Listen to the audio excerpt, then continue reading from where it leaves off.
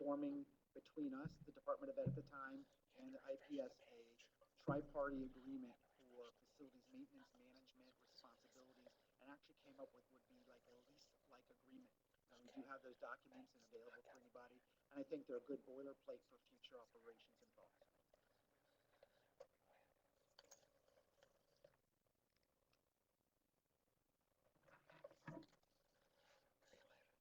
sir. Yeah, right. Yeah, and I think what we've learned, and we have so many lessons learned, what we'll get to, Mr. Elder, is that once the defined roles and responsibilities were laid out, then we can clearly articulate those within the appropriate agreements, and then assign those roles and responsibilities. And since then, it's worked rather well. Records and enrollment, I think in many ways may have been our most difficult process because it actually affected the students directly. Access to student records and enrollment during the time were, and still do, remain a serious challenge, I will tell you. Um, Initially, lack of clarity on who with the state reporting mechanism was responsible, again, roles and responsibilities, including access to passwords, access to the technology enrollment systems. The graduation cohort groups were accountable for students we didn't even have at all, so we actually were being assessed against the wrong set of students, and there was difficulty in those areas. And we were assigned what the IPS folks determined and quoted as default students who were assigned to us who never actually attended our schools, and no enrollment packet and IPS info was often incorrect, and yet they were on our accountability side. So again, real difficulties around this area. Sherry, you want to mention anything on that? So I would just say that this is an area that we have an opportunity to create a better template of how this works, because we still struggle with the the term default student, where they are assigning students to us, and in STN they're assigning them to us, but they never actually enroll with us. They never fill out an application, and we are currently still trying to track down a lot of the students that IPS has defaulted to us for this school year. Yet the information is inaccurate, the phone numbers don't work, but yet we're being told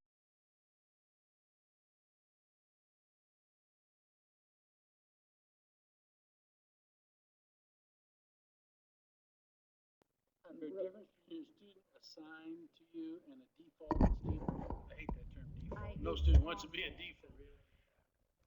But are there two groups of students are there, or is a student assigned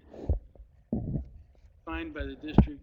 So if we could go to the next slide, I will show you what happens. Every spring, IPS was supposed to our enrollment information on students that they tell us have chosen us. Now, I don't know what their process is, so I don't want to speculate on what's going on the IPS side. But this year, we did not receive a spreadsheet until the end of the school year, when enrollment is already completed for the next school year. So we should be receiving that information in January, February, so we can go out, market our school to the communities, really understand where not get that spreadsheet until May, beginning of June. And you could see the sample was from Howe. They sent us a spreadsheet of 106 students.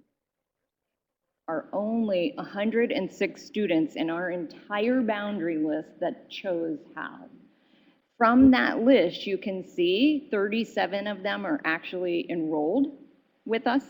65 on the list are those students that IPS is telling us that they've assigned to us, but we have no records of them. The number and contact information we were given on the spreadsheet is inaccurate, and so we have no way to find these students. And so we're calling, we're trying to track them down. We send out our behavior specialists, we send out our social worker, we send out parent liaisons, try to track them down. 2 students on the list they gave us actually had graduated already, so they weren't even. And then only 2 that we could reach actually went somewhere else. So this is the process. So they send us that spreadsheet at whatever point in time. very inaccurate, and then track down the students the best we can. Are the 106 students counted in your total enrollment? No, only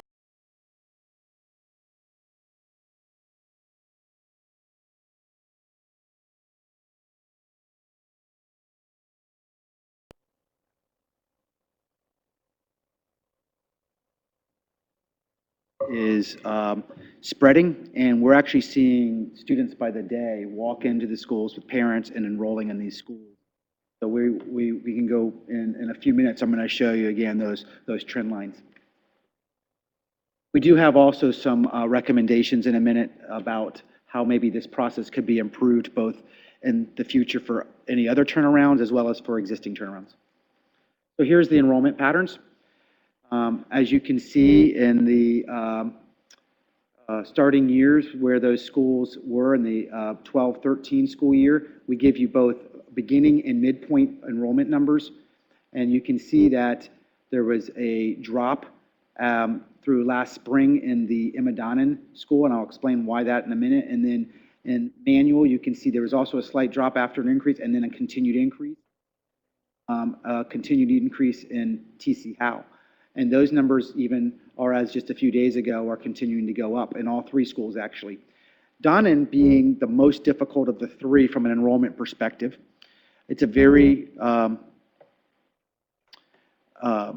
clear problem that just has a clear solution. No one academically would ever design a 2-grade school on purpose. It's a 7th and 8th grade school only. It has literally, based on the fact that those 8th graders moved to 9th grade the next year, 50% of those kids leave. And then about half of the remaining kids are in transition based on mobility rates within that community. So you're looking at about 25% consistency year over year in the student population, which doesn't allow for any culture to be built in the school, doesn't allow for any longevity, and it really has just a constant flow of inflowing new students and outflowing existing students. It makes no sense based on anything else than that's just the way it was when we took it over.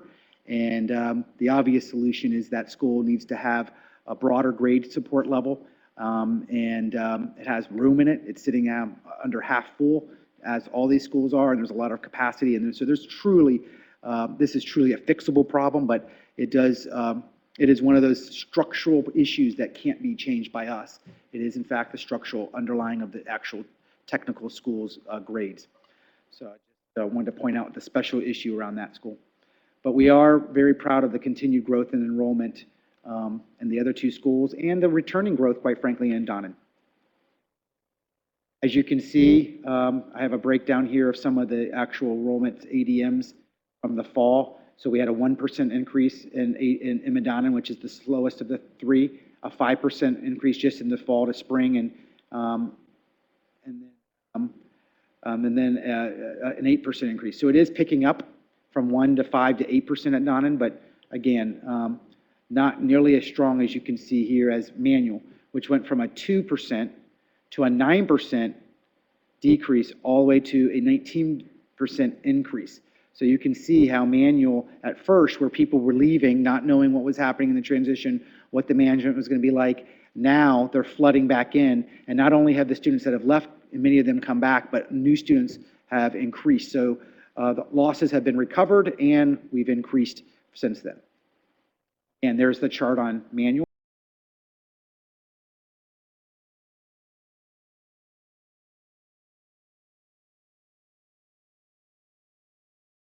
Making up for any decrease and growing with a large spike this year, which I think speaks for itself on parents. And so there's your overall enrollment patterns. And then we'll speak about safety quickly again, Sherry. So I think it was, we've discussed quite a bit in the past, a few of the challenges that we encountered as we began operating these buildings in terms of year one, we had our SRO MRU, I'll say this correctly, SRO MOU with IMPD. How's that? And year two, we went with a private company to provide that. Cameras have been an issue, our safety plan, and then the open access to the building. Those were all challenges for safety. And So we did go in, like I said, with the private company for security. We did add some cameras in all buildings for the security. Also added alarms for any of you who have toured those buildings. Those buildings, because of fire code, you have the crash bars to the exit. We have over 30, 40 doors at Hal. I mean, there's all those exterior exits. So we went in and did add alarms on all of the doors in all 3 buildings for safety. And then we really took our safety plan and worked through it over the last couple of years in terms of, again, their open campuses. So really tighten up the security and really provide a very safe environment for our students. And again, I mean, the underlying issue there is that obviously there are huge campuses with a small number of students, so having to control those campuses. And then talent acquisition. Unfortunately, this is, we operate across the United States, about schools for about 60,000 students, and we've had our toughest time in having talent acquisition in this market of any of the markets we're in. A lot of that has to do with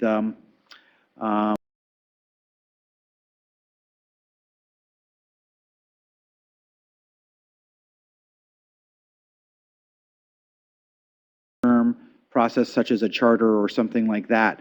And so a lot of staff continue to struggle with the idea, will they have a long-term contract here? Will this be a part of their long-term plan? We do have a great partnership with TFA, but the fact is that the number one reason staff do leave is when there is uncertainty about the future of the turnarounds and where will they be in a year or 2 years.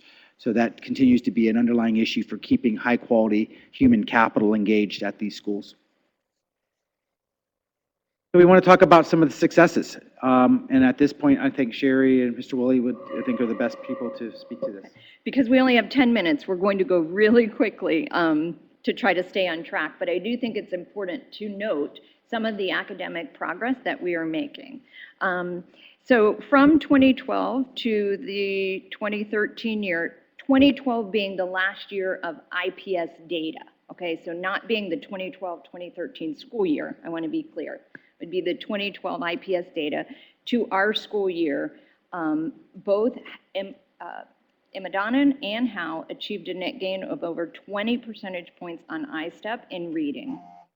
Emmerich Manual, the percentage on English 10 improved 14%, and you will notice that they have hit that 61% threshold, which is over the 60%.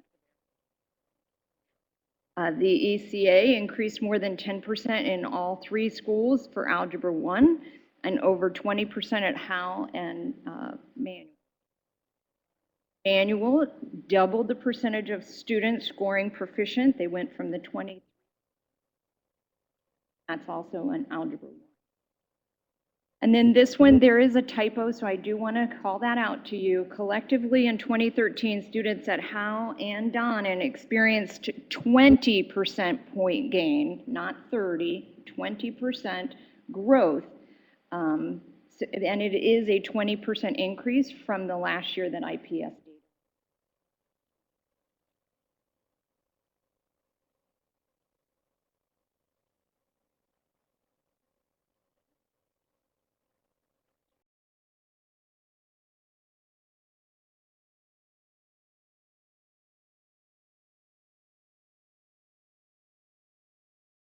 From 2012 to the first year of turnaround to the second year of turnaround. It's extremely important that we remember that we are comparing apples to oranges in terms. So while we are looking at total percentages, we also have to remember that we had pretty much start looking at, well, you know, CSUSA. Now, last year, you know, we had our 7th grade ELA was at 55%. Well, those are all new students to Howe. So we have to remember that as we're trying to make our comparisons. But if you look at our progress, what you do see in our second year of performance is that even if our first year scores might have taken a hit, we have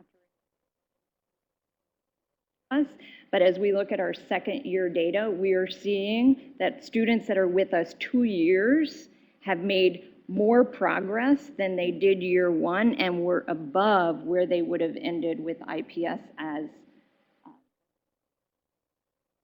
that makes sense as you're looking at the numbers. A couple of really important points are the accreditation was restored, so this is on probation for their about to lose their accreditation. They have, TC Howe has come off the monitoring list. Manual has come off the monitoring.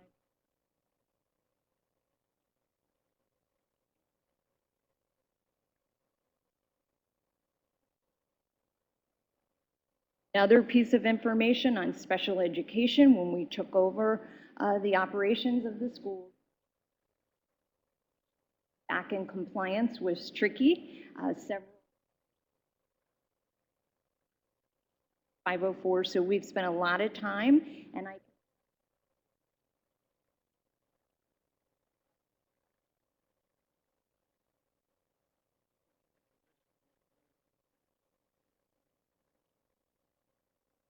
Lessons learned, and then if we have some time, we'll come back to, I appreciate the partnerships and all, but so we'll start, we have to come back with a report here in a few months to the board. Transportation lessons.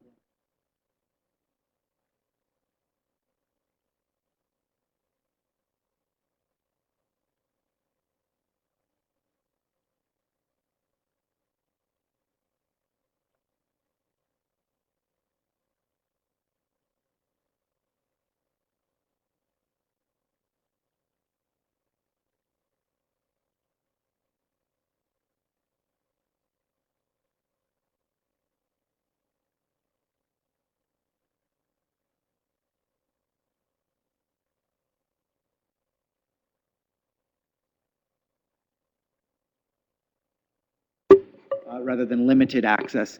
And that timing could be altered to allow for less opportunity for misinformation. So the timing of that, when, where, who.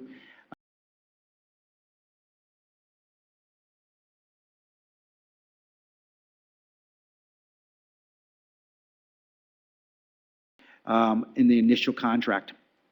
Under the records enrollment lessons, all students' records must be accessible immediately upon awarding the contract. It should be done without hesitation. Enrollment practices and barriers need detailed consideration and oversight, and not just in the actual school and its legitimate population. And middle and high school must have feeder schools and the data and the information and access to those. if I could quickly say on point number one, it is extremely important during as we look at lessons learned, that you know who is in those buildings during that transition year.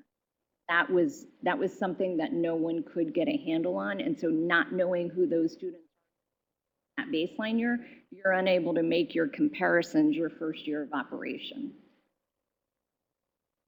Under safety and security, we believe that planning needs to be done as a larger comprehensive with all stakeholders, including community, police officers, school resource officers, and securing the learning environment as a part of a transition where the community involves itself in that, and then setting up metrics so that we're a part of the reduction in violence and the problems Indianapolis has had in reducing those. Schools are a great place to reduce those early indicators of violence, and we have a lot of programs around that. So incorporating those with the community earlier and being a part of that will reduce violence, increase attendance, and make us more culturally sensitive to the needs of those communities.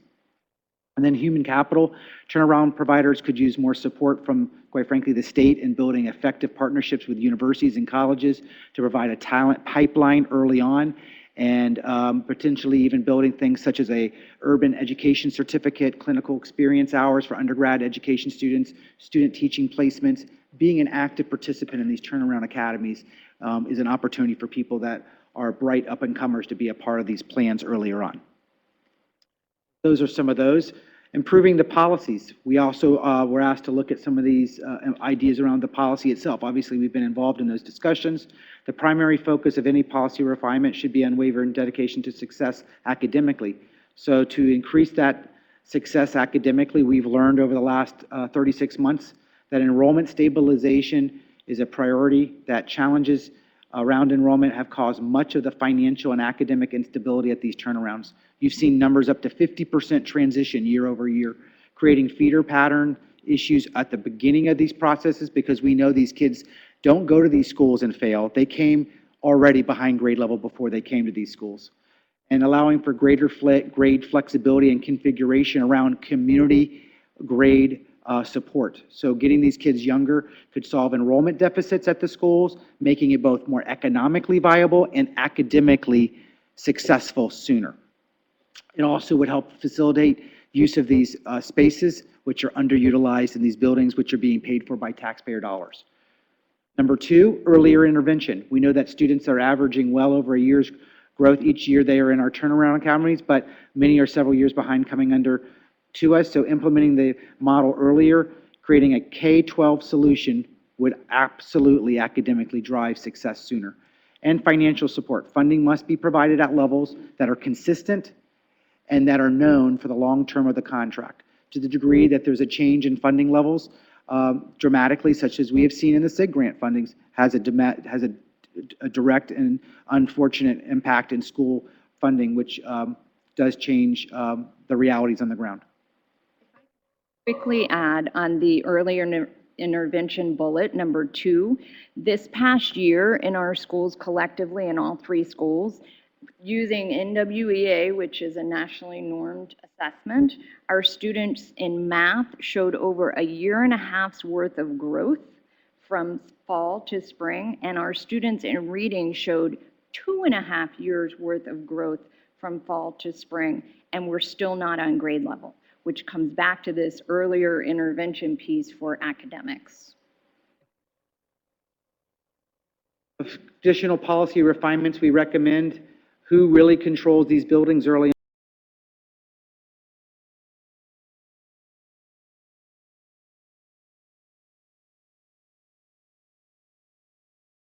process for long-term futures for the school? If the terms of the contract are met, should there not be more longevity and a positive trajectory so that the teams on the ground have a confidence that they're rewarded for the success that they've had with students? Will they be governing by charters? If so, at some point, what those boards would be made up and how? These are all questions around authorizers, and we wanted to put them on the table because obviously these are the questions policymakers and the state board will need to grapple with. We also put on there role delineation and oversight. There is still confusion around specific roles of the DOE, the state board, the district, the turnaround provider, and these are the areas where we would be happy to participate in more detailed discussions in the future, Mr. Ellsworth. We're out of time for this segment, but Okay. First of all, I want to thank you for the highly organized. I appreciate it. To highlight one point that came up from another. Got into this, the law was written that the school that was failing turnaround law doesn't address the process by which they got out. They didn't.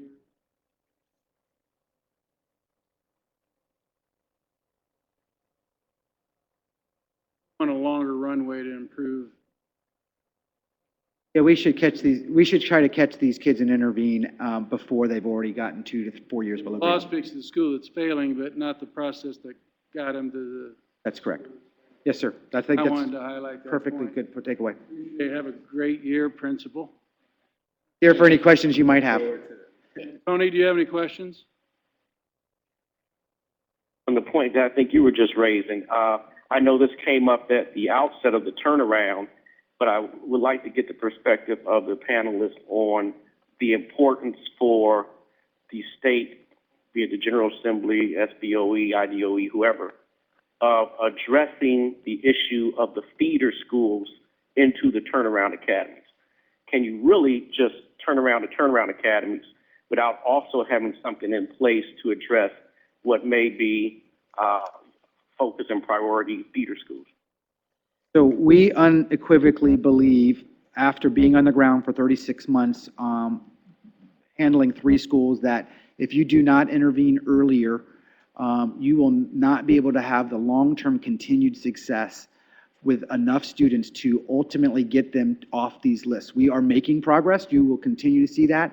But if the feeder patterns pushing in students continue at the levels they do, which they are, they're coming in at the same levels they were 4 years ago, 3 years, 2 years ago. They're not in improved state of mind coming to these schools, even though our processes are stronger.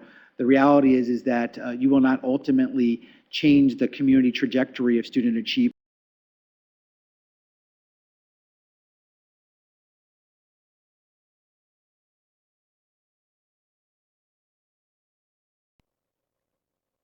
The specific data about the number of students on the enrollment list, but there's been no contact made, nothing available. I think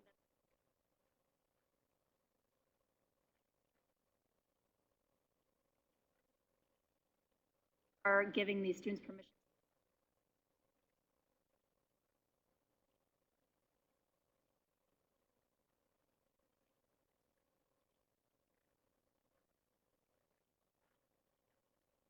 Are whether they are back in the district school or rely on those gaps that exist as we.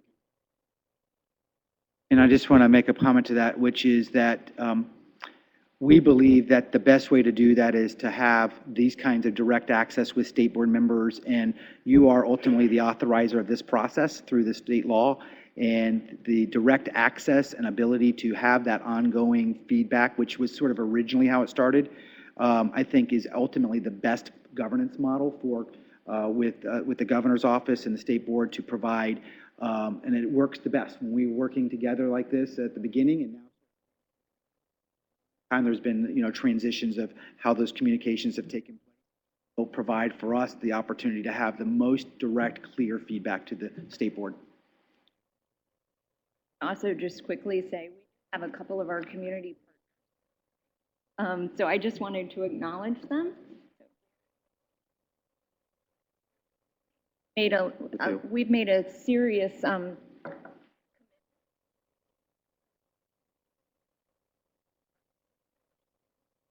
so I just wanted to acknowledge them, and I know we're out of time, but if they had a few minutes to say. Oh, Gary Holland with Gary Holland Associates, and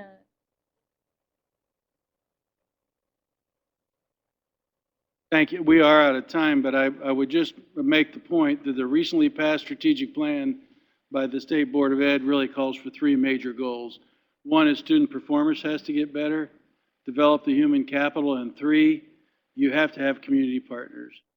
The project of educating these children is a community. I want to thank your leadership, quality partners in this process. Not only appreciate it, but it's necessary. Very, very much, John, Jeremy, right? We skipped over Tinley presentation by Mr. Robinson, but I see Robinson's here now, so. Robinson, would you be willing to present at this time, please? Especially your lessons learned. Thank you. Your school year is off to a good start. Other stuff. Well, not really, but we really are interested in lessons and how we can get better. And thank you for being here. School year off to a good start. It was off to a great start. So we appreciate you having us. I guess first and foremost, the most important lesson is this reform is inevitable. It has some flaws. It has some opportunities for improvement, but I am convinced as a citizen of the state that we cannot allow chronic failure and underperformance on an ongoing basis. And so when you start talking about the intervention, should we have taken over schools? I think the answer is unequivocally yes. We weren't exactly excited about the observational year because there wasn't a whole lot of clarity around who was in charge, what we could really see, what we could really have access to. And so it was very contentious. And we were really kind of wrestling through that with the school district by ourselves. But I would tell you, having kind of been a bump on the log, when I walked into Arlington High School the year before we took over, it was in its sixth principal transition in 4.5 years. For the about 800 or so students who were showing up on a daily basis, there were 7 full-time administrators and a full-time dean. Yet, there was not anything happening from an academic standpoint that would have given us any sense that kids were going to grow, and kids didn't. And it was also one of the most persistently violent places I've been. I keep raising that issue because this is not a metric that we watch as a state. And so we have some sense for I-STEP performance. We have some sense for ECA performance, but we don't have sense. I'm a student in New York City. And in the state of New York, one of the indicators on their statewide evaluation of schools is whether the school is persistently violent. That was unique when I became a graduate student, that they were actually watching to see whether or not kids were under duress. And I can tell you unequivocally, the kids at Arlington were under a whole lot of duress, both physically and psychologically. And so I think the reform was inevitable, and I think the challenge before the State Board of Education is not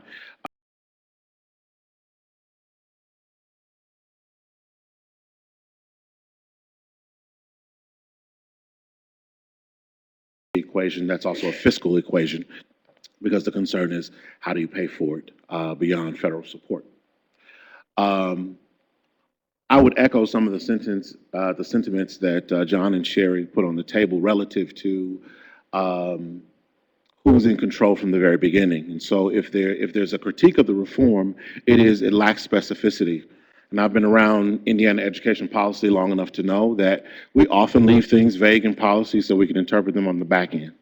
I think in this particular situation, it came back to bite us. And so when we got into the observation year, we found a district, and I think the law as it's written perceives of the district as a willing partner.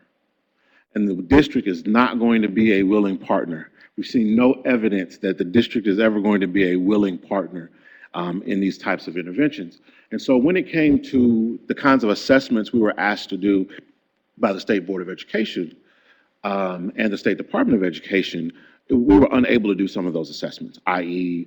one of our deliverables was to survey the parents to get some sense for what they wanted their school to be. And we were told by the districts we could absolutely not have a list of students and their contact information. We were given almost 48 hours, I think Dr. Floyd remembers this very well, to sit in the parent contact room and call parents on an IPS phone while an IPS staff member watched us. And then within 48 hours, even that capacity was gone. And so when we announced that we're going to make an intervention, I think the intervention has to not only be complete, but it has to be immediate, which is to say, to Dan's earlier point about the law interprets that we are taking over the structure, we have to take over more than the structure. We have to arrest the structure, we have to arrest the enrollment such as it lies, and we also have to arrest, I think, the catchment area. And so the catchment area, the geographic space that feeds the school. Which isn't to say that the right move would have been to change operators between August and September, but it is to say that the district should have been treated as an outside operator operating the school on the state's behalf under the state's direction. In which case, the state could have said, hey, I need a list of all the kids and their addresses and phone numbers and their contact information. And the state could have said, hey, anytime you transfer a kid to Washington or Marshall or Northwest, it has to crawl through a process that we approve so we can see kids in and out of the building. Because the story that is told is the kids just packed up and left. And any of us who are on the ground know that what actually happened was those kids were ported from one school to the next. And so you have to do more than intervene at the building level, you have to intervene with the enrollment. Not just because you want to stabilize the revenue source, which is important.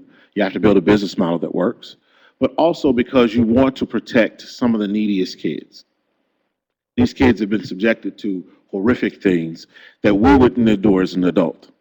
And unfortunately, they were misused, they were maligned, they were moved to places that are just as catastrophic under our watch. And so I'm proud of the progress that we've made in Arlington. I think we've seen some really good gains, and we'll see even more growth this year, right? We're at the middle school pushing those kids. We're passing 50% proficiency on I-STEP. However, the fact of the matter is we should have intervened with more kids, and more kids should have been able to take advantage of that. And it wasn't because those kids made different choices. It's because the reform was incomplete. How many students do you have this year, Mr. Robbins? I think we're on target for about 350 this year. I think I would say differently about this issue in relation to student assignment and student pipelines, which is to say, I agree with Charter Schools USA about this whole question of grade level configuration. Something, frankly, 3 years ago, they pushed for vehemently to be able to grow those grade levels down. And I would say to you, in addition to the academic gains, there are cultural gains to be had. And when you look at the girth of these buildings, if you're going to take over a structure that's 400,000 square feet, then I think the right thing to do is not to fill that structure with 1,200 to 1,300 of the poorest, most academically fragile high school students in the city. I think the right way to work that, honestly, is to make it a K-12 configuration, to put those kids into grade level pods across those buildings and grow a different kind of school community. In that way, then you're not intervening in schools where you have no authority currently to intervene, which is to say, just because the secondary school is on the turnaround list doesn't mean that their elementary feeder will ever be on the turnaround list, right? And so if you don't have that level of intervention, you certainly have at your disposal the capacity to drive a different kind of grade level configuration that allows you to capture those kids at an earlier age and get some of those both cultural and academic gains down the road. I also think that it's precarious to think about fiscal funding from a federal standpoint, not just because it is tenuous and it relies on a different kind of ongoing relationship with the administration in DC, but also because it might be unsustainable when we start to talk about all the schools statewide that might require this kind of intervention. And so at some point, there has to be some serious conversation about what the right business model is for this work.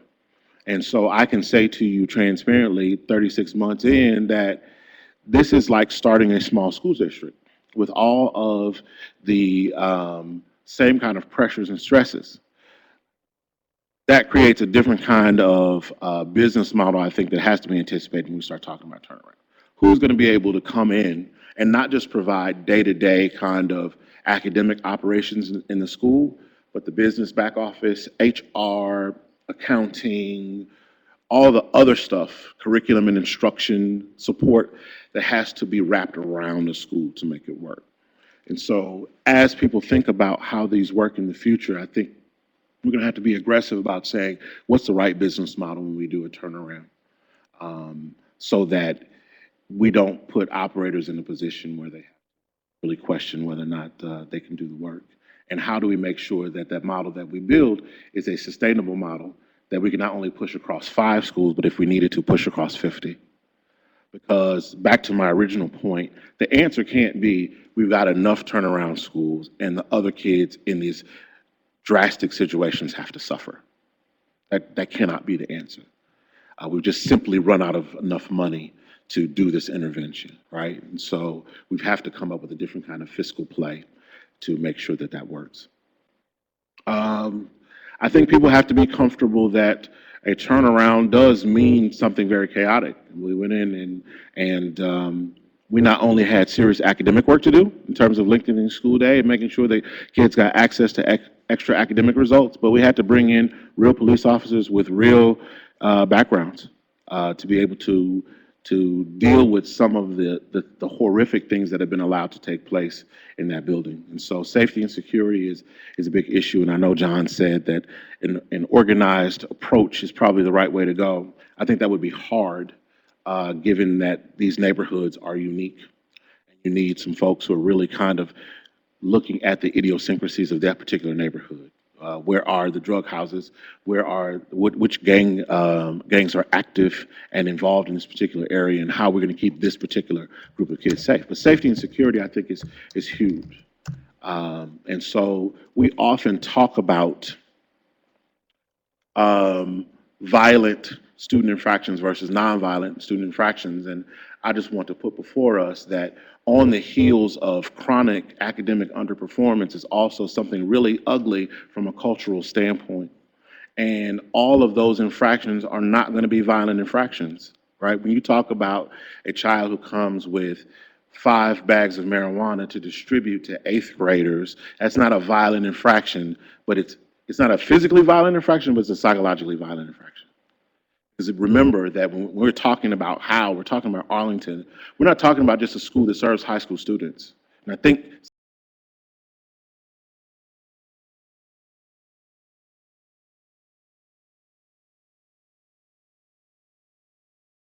huge buildings at 12.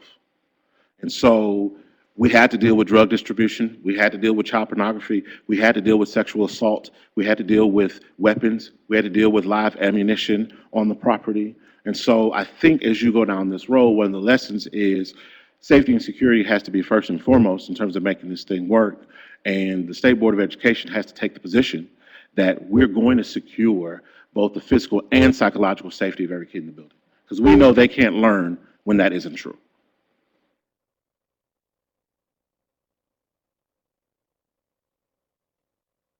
I've been watching the clock, about 10 minutes are up, so I don't want to overtalk you and not give you an answer to, because I could go on for the rest of the afternoon. I would invite any of the questions, kind of finish up that way. Sarah, do you have any questions?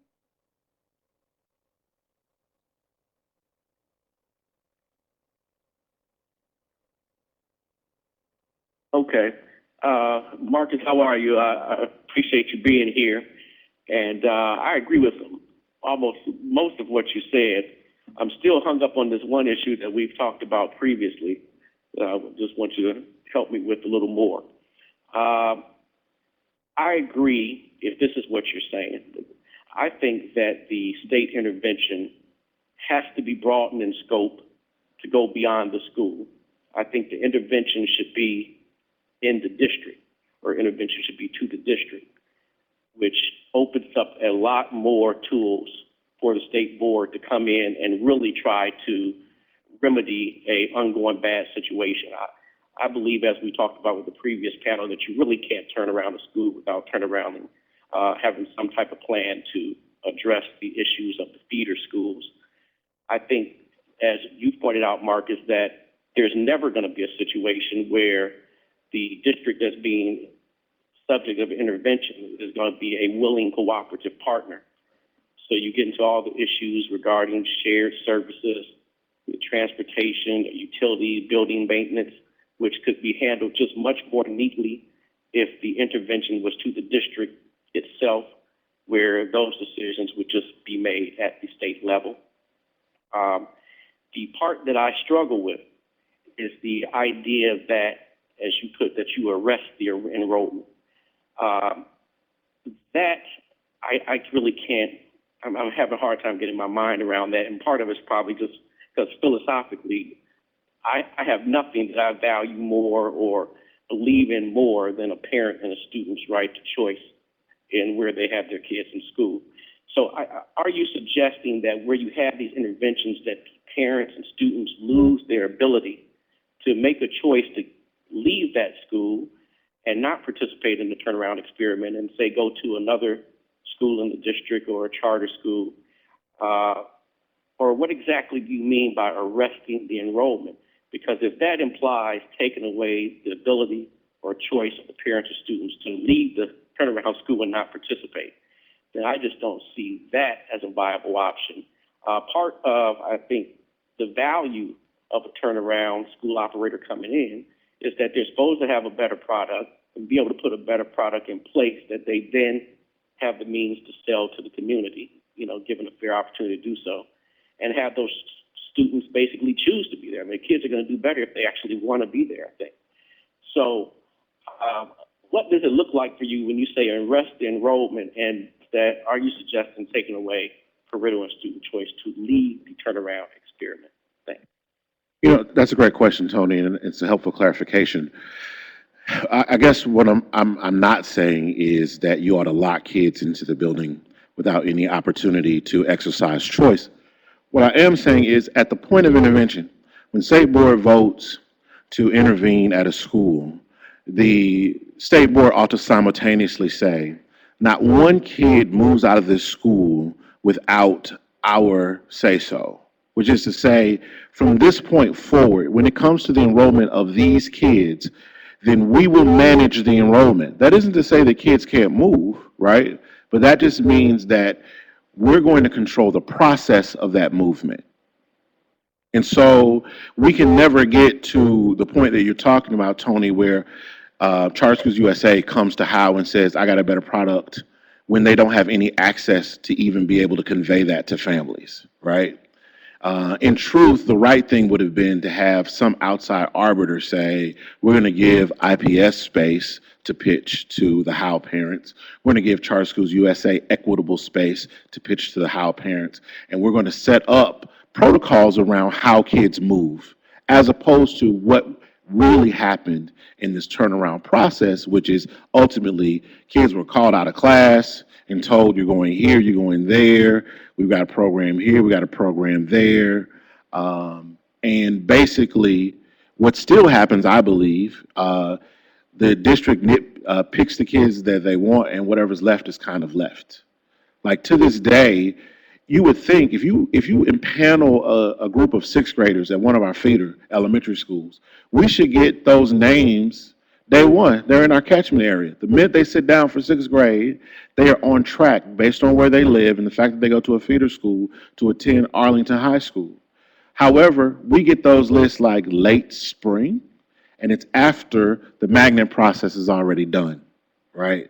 So what I'm saying is, in terms of intervening, when I said you have to arrest enrollment, I didn't mean you have to arrest the kids and lock them in. I mean you have to arrest that process and really kind of control the flow of information to families to make sure you maximize truth and honesty over lies and innuendo. Arlington kids were told they were going to have to pay tuition to go to Arlington. They were told that their teachers would not be licensed, and any number of things. They told that they wouldn't have sports. Somebody has to be, I think, an objective arbiter in that situation, and that's what I mean. We can't just say, oh, there's an intervention coming in 12 months, and the new operator is going to stand outside the building and put up some signs and pitch a tent, and you come get the information as you can, because our parents don't float that way. I can't speak for Charter Schools USA, but we didn't see a high level of parent involvement before we moved into the building or after. And so parents are getting their information through a filtered source, and I think it's up to us, if we believe in the reform, to say we need to control the source of information. That's not to oversell the outside operator, but it's definitely not to undersell the intervention.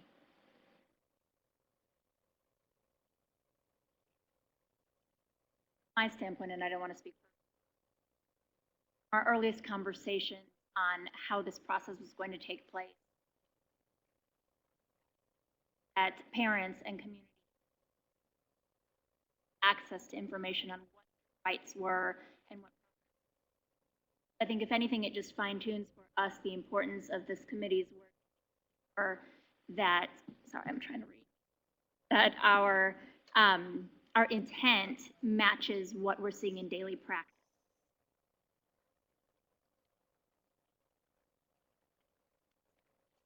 Fine-tuning our details as we approach.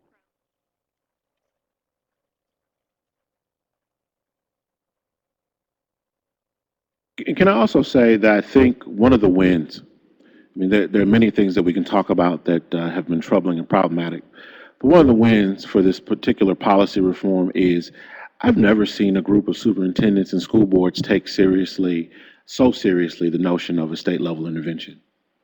For good, bad, or indifferent, I remember when the first group of schools came out, there were 22 schools on that list, and it went down to 17, and it kept going down because there was a standard being set at the State Board of Education about what was tolerable and what was definitely intolerable. And so I still stand in the same place. I think that is the right move. The State Board of Education has to use its influence to certainly coax and cajole districts, school boards, superintendents to step up for the neediest kids in their school districts. Marcus, I want to thank you. I know it's been very difficult, and we've had difficult moments. I've appreciated your courage and total commitment to young people, their future and their rights. Your eloquence today, you were just down the line. I'd also like to take a moment to highlight some things we did experience. When a high school fails, I don't know if this is the greatest metaphor or analogy, but if cars are coming off an assembly line and the last 3 stops or 4 stops on a 16, 17 stop assembly line are declared the problem, and you don't look at the system in the context of the factory and human resource total, you're blaming the end of the line because the car doesn't start or doesn't drive correctly, and it's definitely a system issue. If we've heard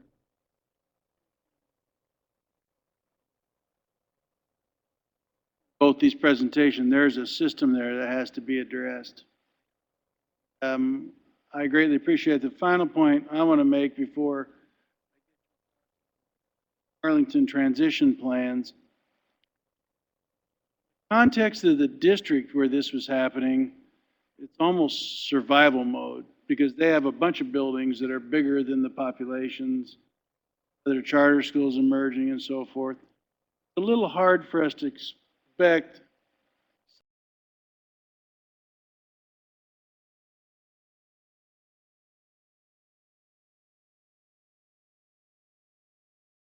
so it's not a, I'd wish, I remember sitting at meetings, let's do this for kids for once. Let's don't fight over who's going to get computers. Let's think about the kids. But I think it's very hard for the individuals that were in charge to see it that way. And so we'll have to fundamentally change the transition piece. It's just very. Well, I think that was absolutely our approach. This is what's right for students. And I feel like the Department of Education had done a really great job of community outreach, having broad communications around what was transpiring, what might happen to the school. I even found the district at times conceding that an intervention was going to happen because of the woeful underperformance. I heard the superintendent say, I don't see a reality where this school is not going to be turned around. I think that the problem is when we got into the reform, it just became a business decision. They took the bricks and mortar, they didn't take the kids. So if we take the kids, we keep the revenue. This is a no-brainer. Take as many kids as you can possibly take. And I just think there's a hard lesson to be learned, and that lesson ultimately is no matter how people talk prior to an intervention about how they want to work and how everybody's going to work in the best interest of kids, the fact of the matter is when the rubber meets the road, people start to protect their own interests. And the state board has to know that that is going to happen. And I feel like we felt very strongly that if we made a compelling enough community case that the district would come along, and that didn't happen. And so however this reform continues, I think the state board has to say, we're doing this reform because it's right for kids. We know we're going to step on some toes, we're going to make some people angry. But the fact of the matter is what we've seen and the data available to the state board and to the Department of Education is compelling. Not just what the department themselves were doing in terms of their own kind of intelligence work in the schools, but the outside work from Cambridge, it is disastrous what people were seeing in these schools. That's the fodder. That's what you got to put up front and not a potential partnership that won't work out.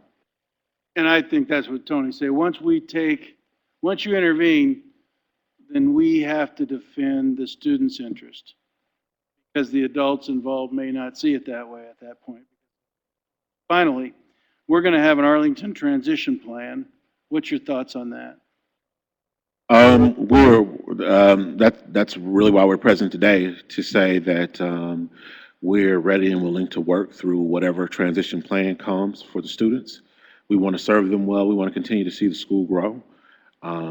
Whether we are operating Arlington High School or not, it's still in our neighborhood. And our kids in our charter schools are still going to be affected by whether or not Arlington is great or whether Arlington is horrific. And so we feel like we have to transition things that we did not have coming in. We have a real inventory of supplies and equipment that we can say, here's where all the stuff is. We have real curriculum articulated to those supplies and equipment. Here's how we've been teaching kids. We can talk about our pre-test and post-testing protocols that we've used to help kids grow. We can talk about our evening interventions that we've been using to help kids march down the road toward academic success. And so whenever the state board is ready to say, here's how we want to handle transition, we are ready and willing to pass that baton in a way that we believe is going to be very smooth and forthright and transparent to make sure that the kids land as safely as they can possibly land. Robinson, I thank you, but I assumed you would do that. Your suggestions, though, what configuration, what's your thoughts on this transition? How is this going to be successful? We've made some progress. Sure. How do we accelerate and go further? You've learned a lot, please. What transition, what do you see there? I think the transition is broad in Arlington. You know, how do you end the transition in general when you're ready to end the transition? And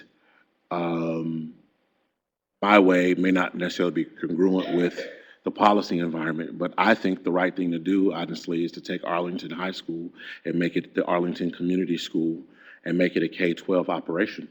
I don't think the right thing to do in terms of that building is to turn it back into a secondary space with almost 1,000 secondary students in it who have this struggle. Now, we have not built an elementary program. We don't have elementary supplies in the space. We certainly have an elementary program we use in our charter schools, but even our secondary program is different on the charter side of the house than it is on the turnaround side of the house because of the skills deficits. And so under the circumstances, if it were left up to me, I think the right thing to do is to transform Arlington into a K-12 situation with an operator who is going to commit to making sure that a continuum of kids across those grade levels in that neighborhood had access to the things that the 7th through 12th graders have been getting. If what you're asking me is that 1321, is it a return to the district? I think it kind of depends on who has the appetite to do the right thing. And I could vet that, but that's really the purview of the State Board of Education to say that we think that this is the right operational paradigm. But if you're asking me, how do you continue and make it better? I don't think it is find a way to transition operators and then double the student enrollment. It's going to fix your business model. It's not going to fix your academic model. You will immediately see a lack of student progress plummet. As speaking to Sherry's point, this whole notion of turnover and turnaround, you will destabilize the culture in some very significant ways. However, I can say to you as an operator, for a month and a half, I ran an elementary school on one side of the Arlington as we rented space from IPS to launch the Tinley Renaissance Academy. And I can tell you that that building is adequate, given the interior courtyards, given the way the program lays out, given the fact that it has 2 full-size gymnasiums, athletic competition-sized gymnasiums for a reason I can't understand. But there's enough space in that building to run programs for smaller kids that are independent, separate, and segregated from the programs for the older kids. And so if I were sitting in your chair, I'd be looking for an operator who's saying, all right, we can take Arlington to the next level. We can stretch the grades out, and we can effectively recruit younger kids as well as keep our older kids. And we can commit to a college prep environment across the school. That's a hard commitment to make when you say, every kid's got to pass the ECA. Because that means that in order for that kid to get the extra help and support they need to pass ECA, we got to do it. We're not getting extra money to make that work, right? And so I'd be looking for somebody who's going to commit to college prep education for every kid. I'd be looking for somebody who's going to do the right thing about how to grow enrollment, because you have to grow enrollment, right? You have to at some point say, if there's nothing you can do about $500,000 in electricity, then you have to distribute that out over a greater number of kids. That just is what it is. And so somebody might say, hey, I could lease space over here to this group and do some Arlington over there. That to me is not an integrated approach. I think the right approach is to say, how do we build an even greater Arlington that's not just better for the neighborhood, but a model for how we do this in other places? Because again, just because we have turnaround happening in Marion County and in Lake County doesn't mean that we're not going to need turnaround in Vanderburgh. It doesn't mean that we're not going to need turnaround in Allen. And so we have to not just have incremental growth, we have to really stand up new urban schools in a way that can be replicated in some other places. Marcus, I'm going to summarize. The configuration we have now at Arlington will not work. That's your experience. There's back office operations, et cetera.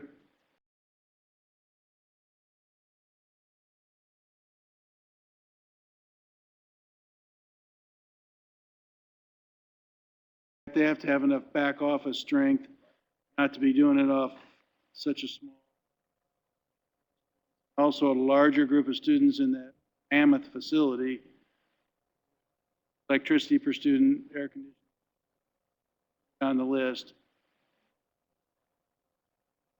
So those would be minimal. Any Absolutely. other questions or comments?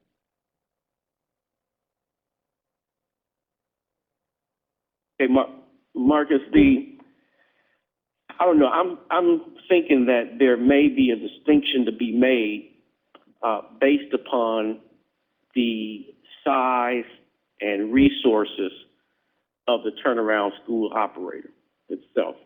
When I look at the experience that your group has had with the financial realities of this deal, it seems to me that there may have been some economies of scale that you all missed due to your size that have made you live closer to the margins on this type of deal, where maybe some of the bigger turnaround school operators have been able to weather that a little better. And I'm wondering if that's something from your perspective that we need to factor in deciding on turnaround school operators in general. What are the resources and the ability of the turnaround school operator to absorb risk, particularly financial risk? And I mean, and the bad part is, I mean, clearly I think all the indicators are that you all are doing a good job, but if the capital and the resources aren't there to really survive, then it really just creates more confusion when you're not able to complete the contract. So what impact, based on your experience, do you think the size of the turnaround school operator has? And should we factor that in making determinations on turnaround school operators in the future? Yeah, I think it really depends. We were assured a federal grant to fund the back office. And frankly, if we'd been able to maintain that federal grant, then the back office would have been sufficient to do what it needs to do. The problem for us, Tony, became this whole question of transparency around the real operations. Like, we really did ask, what is the monthly carrying cost on electricity? And we were told that, you know, we'd be looking at semi-annual payments or quarterly payments in sort of the $35,000 area. Okay, that's doable. We can fit that in the business model quite nicely. But when that turns into a $35,000 gas bill in March, well, somebody has underestimated what these mechanical systems cost to maintain, right? And so not until we were in the moment, not until we were actually getting the metered results from the utility companies, could we have accurately predicted what the real cost was. And so as we go further in this reform, I think no matter the size of the operator, you have to be able to transparently forecast what the real costs are to be able for anybody to assess their risk in being able to do the work, right? And so we'd have had this conversation a long time ago if I could have told you, hey, we thought there'd be about $130,000 in utilities. There over $500,000 in electricity. We didn't know that. And so we did a lot of reacting in the moment. And I think we did the right thing, which was ultimately to take the federal school improvement grant that was supposed to go to back office, swing it into the operation of the school in order to shore up the school's operations. But I think transparency is key, Tony, to anybody being able to assess it. But when you don't have that, then it's going to be tricky. We had to buy computers. We were told on the front end of the reform, whatever's in that building belongs to the kids in that building. And then not only was the equipment moved, but the books that were in the building were moved out of the building, and then we had to buy the books back from the district, unanticipated costs. And so there has to be transparency, I think, around all of these operational paradigms in order for any group to really assess whether or not they can handle the risk. Thank you very much. If there aren't any serious questions, I think we'll take a 10-minute break.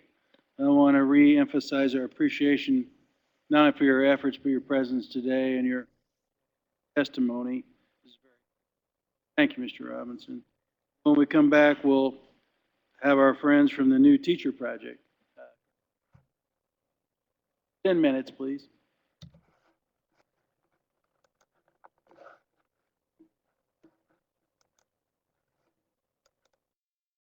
Consideration, reduce this a bit. We're particularly interested in what you've learned in the recommended policy and site improvements that we want your learnings succinctly.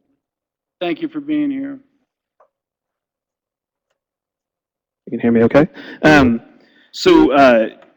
Well, you all, I think, know there's no easy answers to this work, and you all have really a unique and challenging opportunity ahead of you to rethink how we support schools in Indiana. So we're here today really to just be a thought partner to you all and really kind of dig into what we've learned over the last couple of years and what our recommendations would be on how to move forward. We really want to add to this discussion as a thought partner. You've had some different perspectives from Charter Schools USA and Ed Power, and I think you'll hear some common themes from our work as a lead partner. And so we submitted a PowerPoint. We're not going to walk through it slide by slide. I am going to highlight a few slides, but I do really want to get to the meat of this, which is the kind of the challenges and the recommendations. And so just want to quickly talk through what the scope has been, because I want to clarify a couple of elements and then kind of focus on where we've been limited. Scott's going to talk through a couple of the specific challenges because he's been on the ground for the last several years, working very closely with principals and with IPS. And then Jessica is going to talk a little bit about the work ahead and how our learnings have shaped how we're thinking about moving forward with this work. Does that sound okay? Great, perfect. Just a little bit of quick context. So, I would actually classify our role somewhat as a secondary partner. We have worked primarily just with Broad Ripple and George Washington, a very narrow scope of work. So we started working with both schools in January 2012, worked with both schools the following year, and then this past year only worked with Broad Ripple High School. We did have a very short 5-month engagement at John Marshall, but that was not as a lead partner. That was actually just through IPS. And really the work has focused on 3 things to this point. So the first was ensuring that the schools had a more accurate sense of how their teachers were performing, that they were collecting better performance data, that they were using it to give actionable feedback to actually help teachers improve, and that they were setting concrete goals on how to improve building culture, to improve student learning, and to actually help keep some of their top performing teachers. The work also coincided with the rollout of RISE, which IPS adopted about a few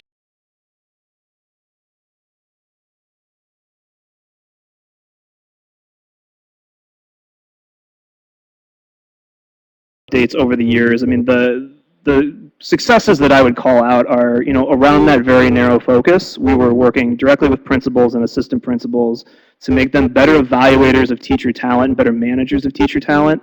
I would say, the successes have been they rate more accurately now. They're able to document evidence and connect it to a framework Feedback has improved. I'm going to call out a couple of things in particular that we've seen at Broad Ripple, and expectations are clearer. So, one of the gains that I would point out is that these are teacher responses. We saw nearly a 20-point gain when teachers were asked to respond to the statement. The expectations for effective teaching at my school are clearly defined, and usually it's 2/3. So there's still a third of teachers that would say, I'm actually not sure what the expectations for effective instruction are, and that's a problem. And so there's been progress, but still a lot of work to do. I would say giving meaningful feedback is a continued area of focus and something that's still a struggle. There's been improvement, but it's still pretty modest, right? Half of teachers say they're not getting feedback that helps them improve, and we know that that's not good enough. And so while those incremental changes I think have been important, where our scope has been very limited is that there is not a direct through line to classroom instruction, and so these things in isolation are good. They're good for laying a foundation, but in part because of the limited nature of our work and in part due to some other challenges that we'll talk through in a second, it has not typically translated into more rigorous instruction for kids. And that's going to be the thing that we believe is actually going to increase student outcomes. And so, when we kind of think about our limited scope, some of the things that come to mind are one, this work has really, to this point, not been part of a broader, more comprehensive strategy at the district level or even at the school level on, again, how it translates into more effective instruction for kids.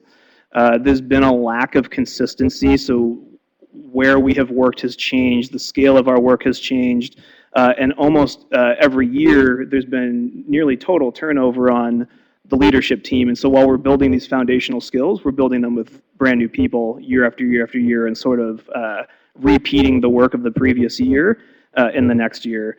And I would say, because it's not been part of a broader district strategy, and I think maybe you've even heard this a little bit from IPS as one of their concerns with the work, is that that leads to inconsistency. It's not always apparent to the school leader who they're accountable to. They're oftentimes hearing two different voices, and that has been a challenge. And expectations that are being rolled out for teachers at Broad Ripple and George Washington might feel different than expectations that are being rolled out elsewhere in the district, and that's a problem because while they're teachers of these two schools, they're employees of the district. And so that inconsistency, I think, has been limiting in terms of getting schools to be able to feel comfortable making tough decisions and really moving forward with actionable next steps that are really needed. And so, I would say to this point, like the work that we set out to do, the scope has been successful, but because it's been limited, it has not materialized into the changes that we really want to see and we hope to see moving forward. And so I would say our biggest learning, and I'm going to kind of transition it to Scott so you can talk about it more specifically, is that I think what has been missing and what we need going forward is really, if we're going to work in this capacity, as a partner working side by side with the district and with school leaders, that it has to be supportive of a supportive relationship. It has to be, the priorities have to be aligned, and they have to be highly engaged. And I would say IPS throughout this has been generally supportive. I mean, it has not been an adversarial relationship, but the engagement and the alignment hasn't always been there, and that's something that we're really working to change moving forward. And I'm going to let Scott talk a little bit about the specific challenges because, Scott has been a former school leader. Scott was on the TNTP team that worked with the IDOE in piloting the RISE tool, so he knows it very well, and he's been really on the ground and on the front lines implementing this work over the last couple of years. So I'm going to let him talk through a couple of the specific challenges that we highlighted on slide 15. Just real quickly, either now or somewhere, is there ever a written agreement, clarify alignment, role responsibility to strengthen that accountability? So if I hear you right, you're in there working, but, well, I really don't work for these guys, and then I guess the constant change in ministry, I don't know what that's about, but Yep. Yeah, I mean, not to the degree that it needs to be. So I think those conversations happened at a very high level, especially early on when the state was deciding what the intervention was going to be and whether or not this could potentially be successful. It's something that we've talked a lot about recently with Teresa Brown and her team and with IPS as well to try to get more clarification, because I think there's uniform agreement that it has been a problem and it hasn't always been clear. So it's something that when we made the proposal to come back to Broad Ripple and now John Marshall for this year, we really try to spell out these are conditions for success that we think have to be met to move forward, and they're things that we are working through right now to make sure are in place before this work for this coming year gets started. I would just,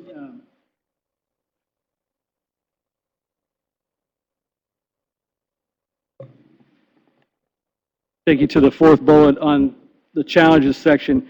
Some of these Ian hit on already, but just to sort of go back to your point, Mr. Elsner, about that alignment and those expectations, I think there's a prime example where the instructional coaching and working with the principals just really in a school need to go hand in hand to see real improvement.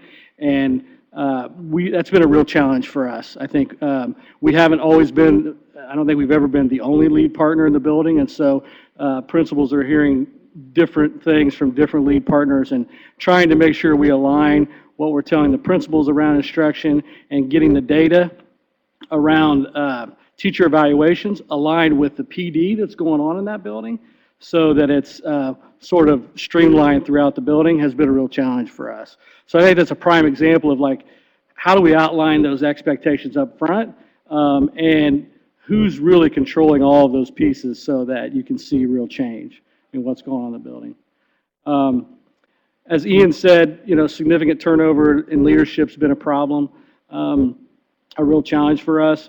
The first year we lost the building leader like mid-February, I think, in one of the schools. And then we did some really good work, as you can see by the numbers that Ian just covered a little while ago from the Insight survey. We did some really good work growing those numbers and the feedback that we were giving. And then at the end of that year, we lost the entire administrative team at one of the schools, with the exception of the principal. And so you're almost back to square zero. You've done all this work and gotten people on the same page, and then you lose the whole team. It's really critical. So that's been a real challenge for us. The feedback piece has been a real struggle. The role of the principal has changed. It's obviously moved from being an operations kind of person to an instructional leader. And that's been very difficult for principals. And there's a few reasons for that. Sometimes it's a skill issue. Principals just don't have the skill to have that really deliberate conversation with someone and give that honest feedback. Sometimes it's knowledge. It's a matter of them just not knowing, like, what next steps do I give this teacher to make them better?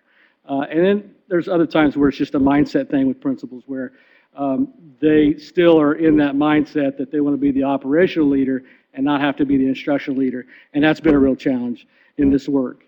And then we talked about the instructional coaching performance evaluations being disconnected. Having control over the instructional coaches in those buildings, as well as working with the principals, has been a challenge because we haven't had that much, our scope of work hasn't covered all of that. It's really been working with the school leaders only. And then the last piece, we've had some challenges, I think, with just some policies that the district has either changed the rubric and made it more difficult for evaluators mid-year or at the end of the first school year. One of the issues we have with wrapping up teacher evaluations, which I think is probably for all school districts, is the I-STEP data.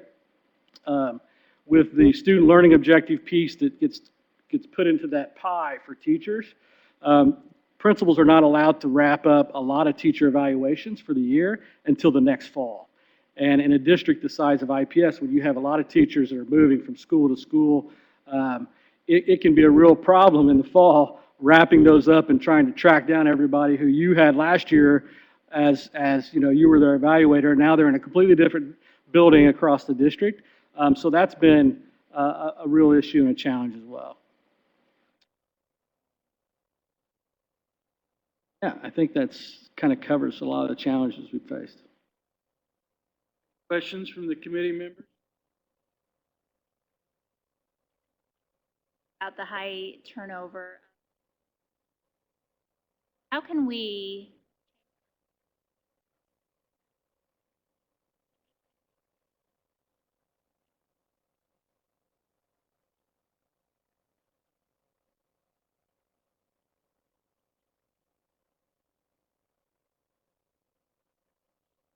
I think it's a great question. So a couple of things that come to mind, and I mean, to own it up front, like there's always, turnover is always a possibility. You're always going to have some, but to your point, when you're focused squarely on 3 or 4 individuals, the possibility that those individuals are not going to be there in a year or two, and we're going to be in this situation is really high. So I think a couple of things. So one is, I think to the extent that the district has control over that turnover, that should be a condition that's mapped out. I mean, sometimes it's just personal decisions that are being made, but I do think it's to the extent that you can limit it, limiting it is important. I think the second thing then is having that through line to the classroom. So if you can spend a year really making sure that there is a building-wide definition for what effective instruction is, and that they're following through on that, that you're building up the capacity of teacher leaders to reinforce that and really changing building culture, then it makes it more likely that that building can survive the transition of specific individuals. And I think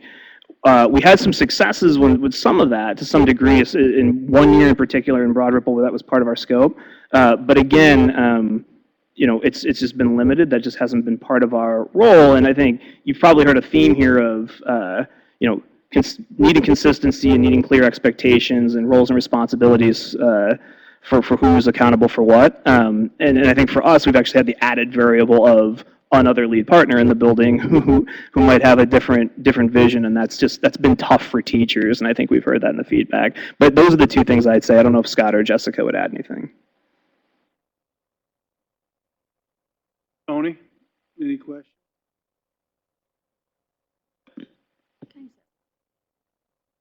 I just want to make sure I'm understanding clearly also. So you are, again, just looking how it is your recommendation that there not be allowed more than 1 lead partner? Correct, and I think there has to be, whatever the scope of work is, there has to be a clear through line from the leadership to the classroom. Like if it's not materializing in terms of more rigorous instruction for kids, you're probably not going to see any kind of significant gains in terms of student outcomes. The work is important, but not part of a broader academic strategy for the building and not aligned to what the district is doing. And so it's only going to go so far. So not to undersell the importance of the foundation that we've been trying to build. I mean, they have to be able to use their performance framework and rate teachers accurately, but it's not going to materialize into the gains that we want to see without those other pieces.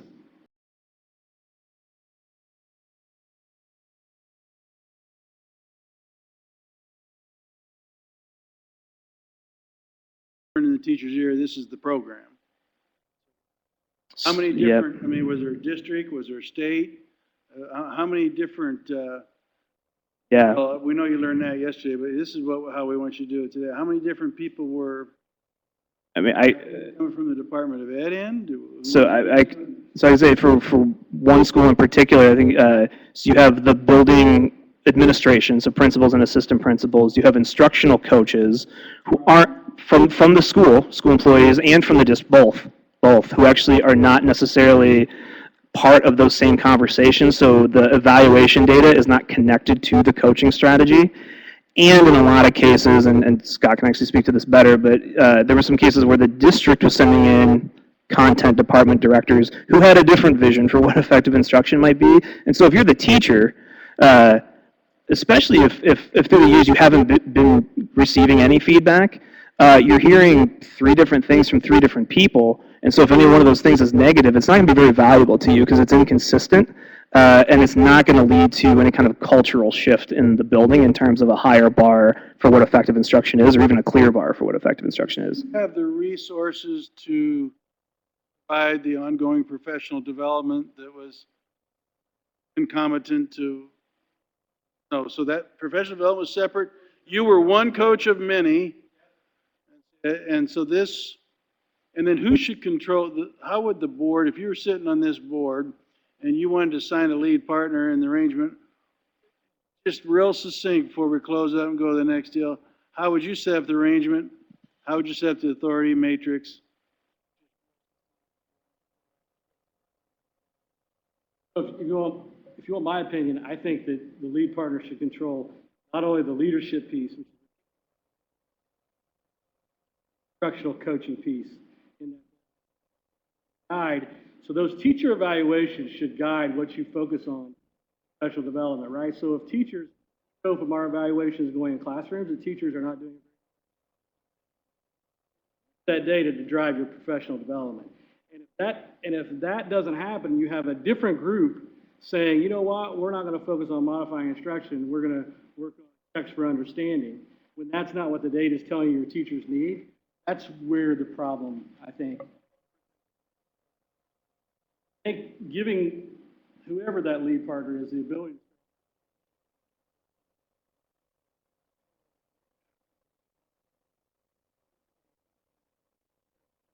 Been a building principal, I know having that connection with your instructional coaching team and meeting with them. I would like for you to go work with that teacher on this specific. Let's get back together next week and talk about that. I'll go back in and reevaluate that teacher. But if you have two different groups doing that, it's very difficult to make that connection. Oh, yep. And I would say just, Got to get it jointed, comprehensive, systemic. We keep hearing systemic. yep. I was just real quickly, if I could just, With one more thought. yeah, it's just like. I guess that wasn't the best term. You have one more thought. Okay, I do. So I think, what NCLB did for us is do a really good job of helping us identify the lowest performing schools. So we know what the bottom 5% are, right? But across the country, states and districts sort of have struggled to actually get transformational results. Those performing schools. It's not for lack of good intentions, and it's not for lack of wanting to put kids on a path to college and career. But one of the things that I think holds that back is a lot of different initiatives that are disjointed, and you're sort of hearing that come through here. We have sort of an evolving theory of change when it comes to turnaround at TNTP. We think that schools and districts need supportive conditions in order to succeed. So a change management strategy, autonomies in order to make level about what's best for those kids, a coherent vision, and a coherent instructional vision that sort of rallies the whole school community around a singular focus on improved academic achievement, and then exceptional talent, the right talent in the building to actually get the job done. And when you have those three things, we really think that it's possible to see transformational change within 3 years, meaning dramatically improved academic achievement. And so I bring all that up because there is this sort of turnaround cocktail and a lot of different initiatives in the mix. What we want to do is streamline it around a sort of singular focus. And that's what we would like to be able to do as lead partner with Broad Ripple and John Marshall in the year ahead, which means a different focus for us and I think for the school than the partnership has what it's looked like in the past. This is absolutely, do we know anywhere in the country where a lead partner deal is working very, very well and the cocktail's properly mixed? And so I think I can point to a couple of success stories. I think Cincinnati as a district has seen real improvement. I think there are some mastery charter schools in Philadelphia that have beat the odds in terms of actually transforming outcomes. And then there are a few Apollo schools in Houston I also point to.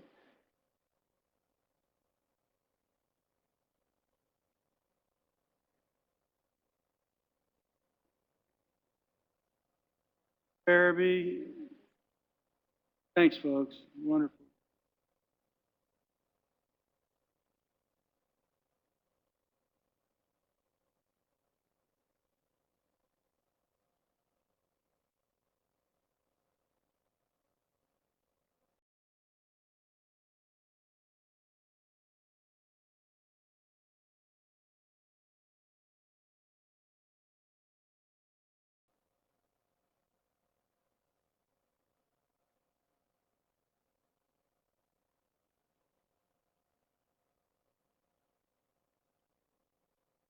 Welcome, Dr. Farabee and Dr. LeGrand, right?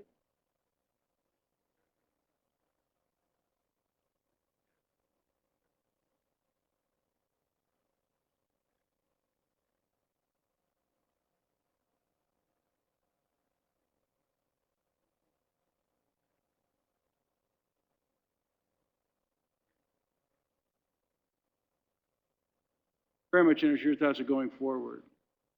Happening.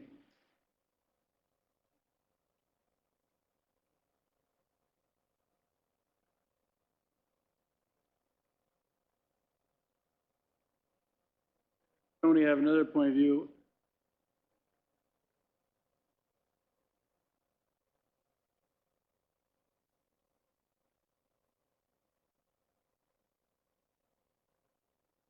Thank you for being here. Thank you for having us. We appreciate the opportunity to our perspective on takeover reform strategy. Interesting, while we have a perspective, is one that's relatively fresh.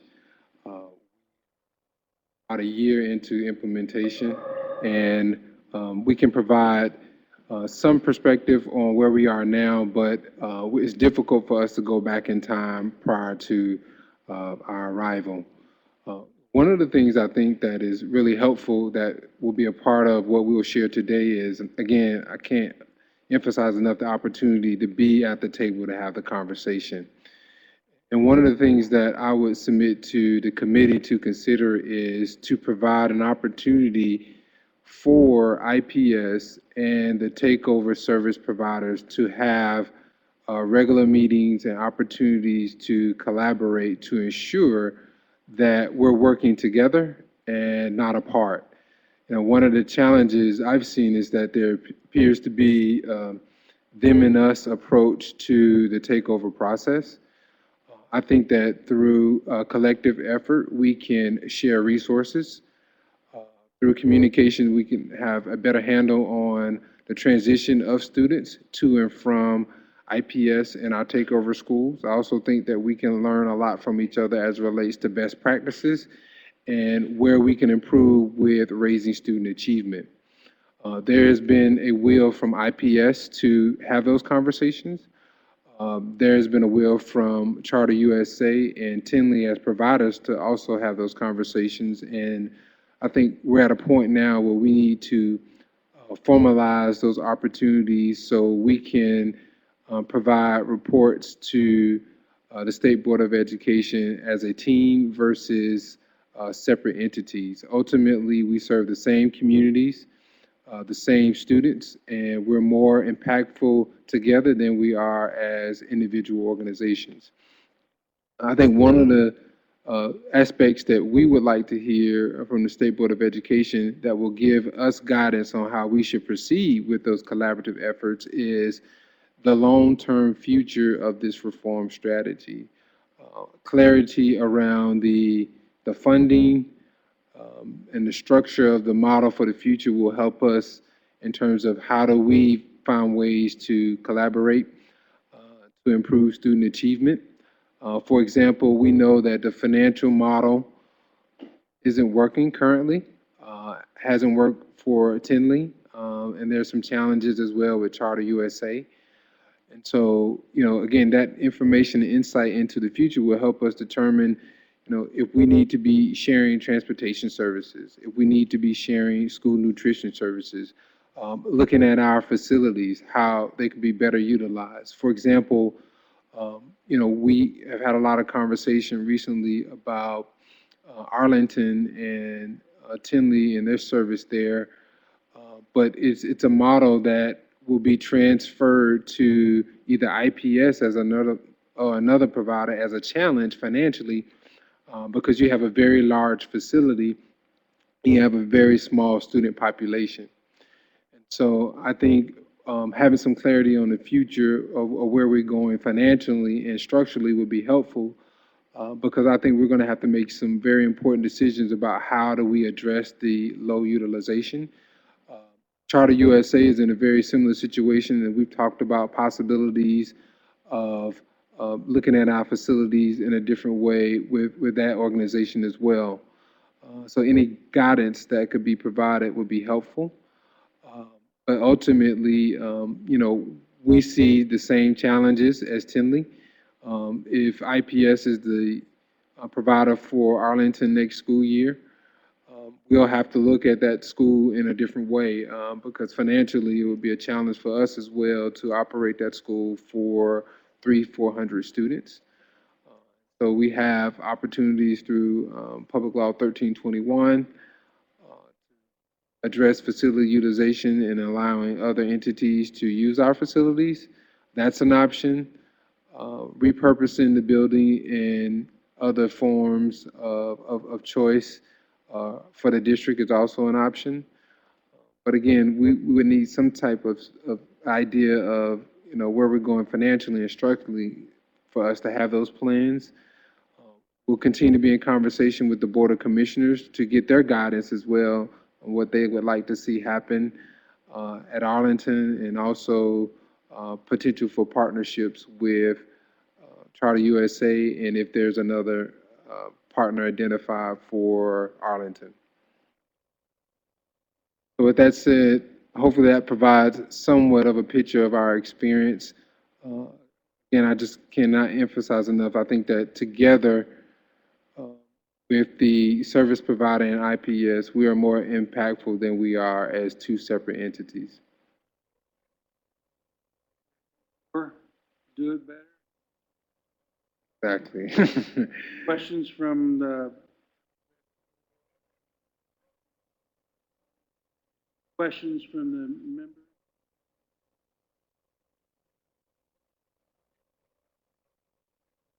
I have a couple. We've been hearing so far today a lot about systems. For schools that were consistently seriously underperforming are part of a system. Probably too much capacity, not enough.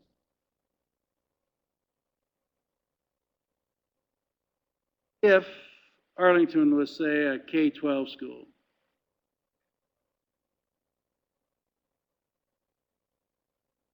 is it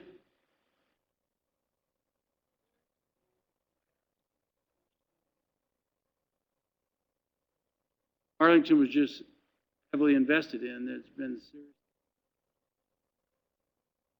There are other schools in the district where it's easy to see your way. Those to try all upgraded, and I think it's difficult to identify a school at this point that we could say, hey, if we close this facility, we would move those students there. You're right, we're in a similar situation with other facilities where you have recent updates, debt on the facility, and the facility needs to be utilized for its purpose.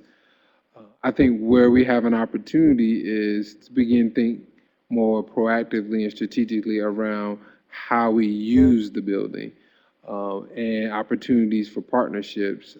At the end of the day, we're in this challenge because there are several capital projects for other organizations to build new schools and new facilities. And so you have more schools in our corporation than we have students. And so I think we have to find ways to think differently about how we use those facilities. And, you know, we're open to partnerships, but anytime you move students around, there's a domino effect to communities and other schools in the district. And so we're not at a point where we could identify a school to close. And you mentioned K-12. We have a K-12 campus now, and it is not our most efficient operation at this point. And so if you think about how you allocate teachers, if you begin to allocate teachers on a K-12 continuum, it becomes some challenges because you have a small select number of teachers that teach at each grade level versus a more concentrated group of teachers that teach across the same grade levels increases your efficiency. And so ideally, if it was a high school with a much larger student body would be the best situation for efficiency.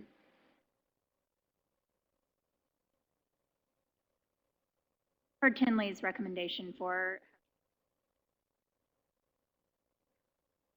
how do you see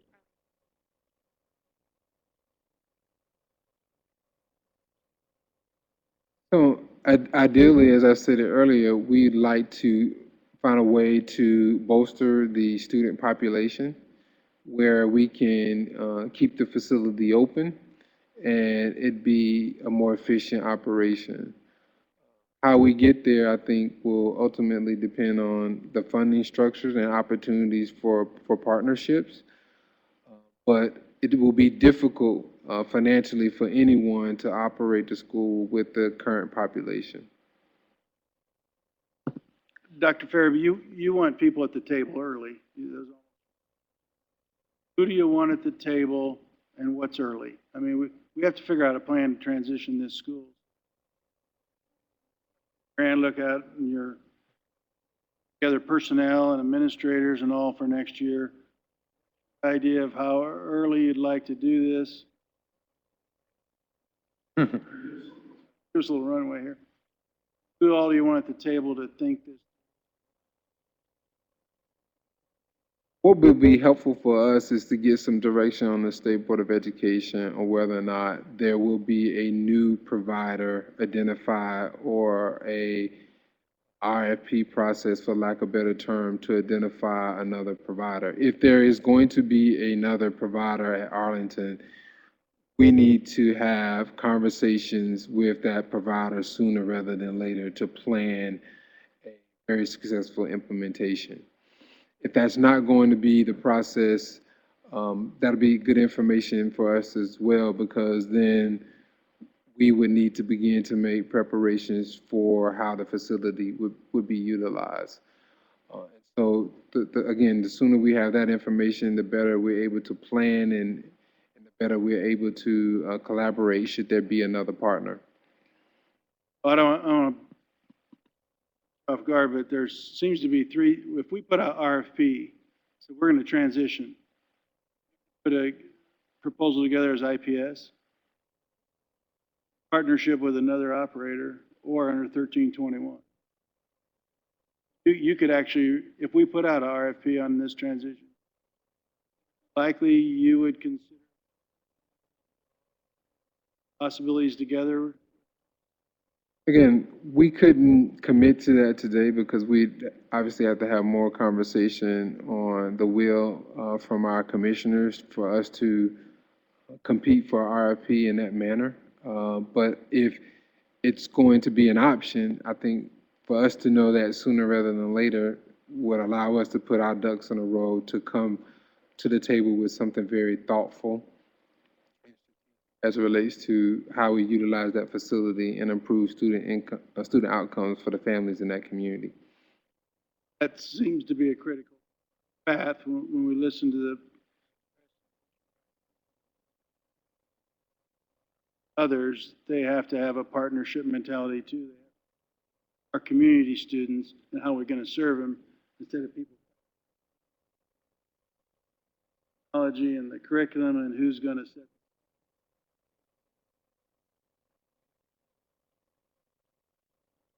Interesting, all these.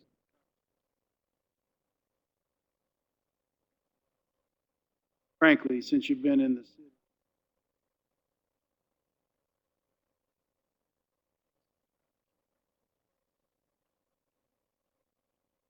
How do we do this together?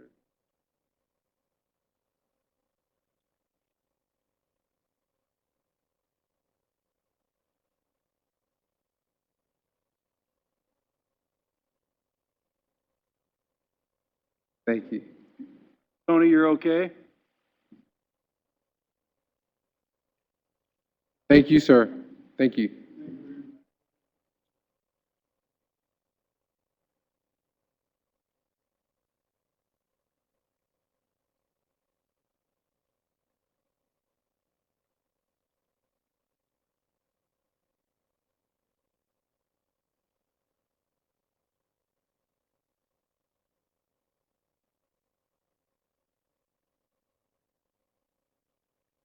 Quite able, so we're not disappointed. We're on tap and we need to assessment of where we're at and recommendations for moving. Thank you for being here.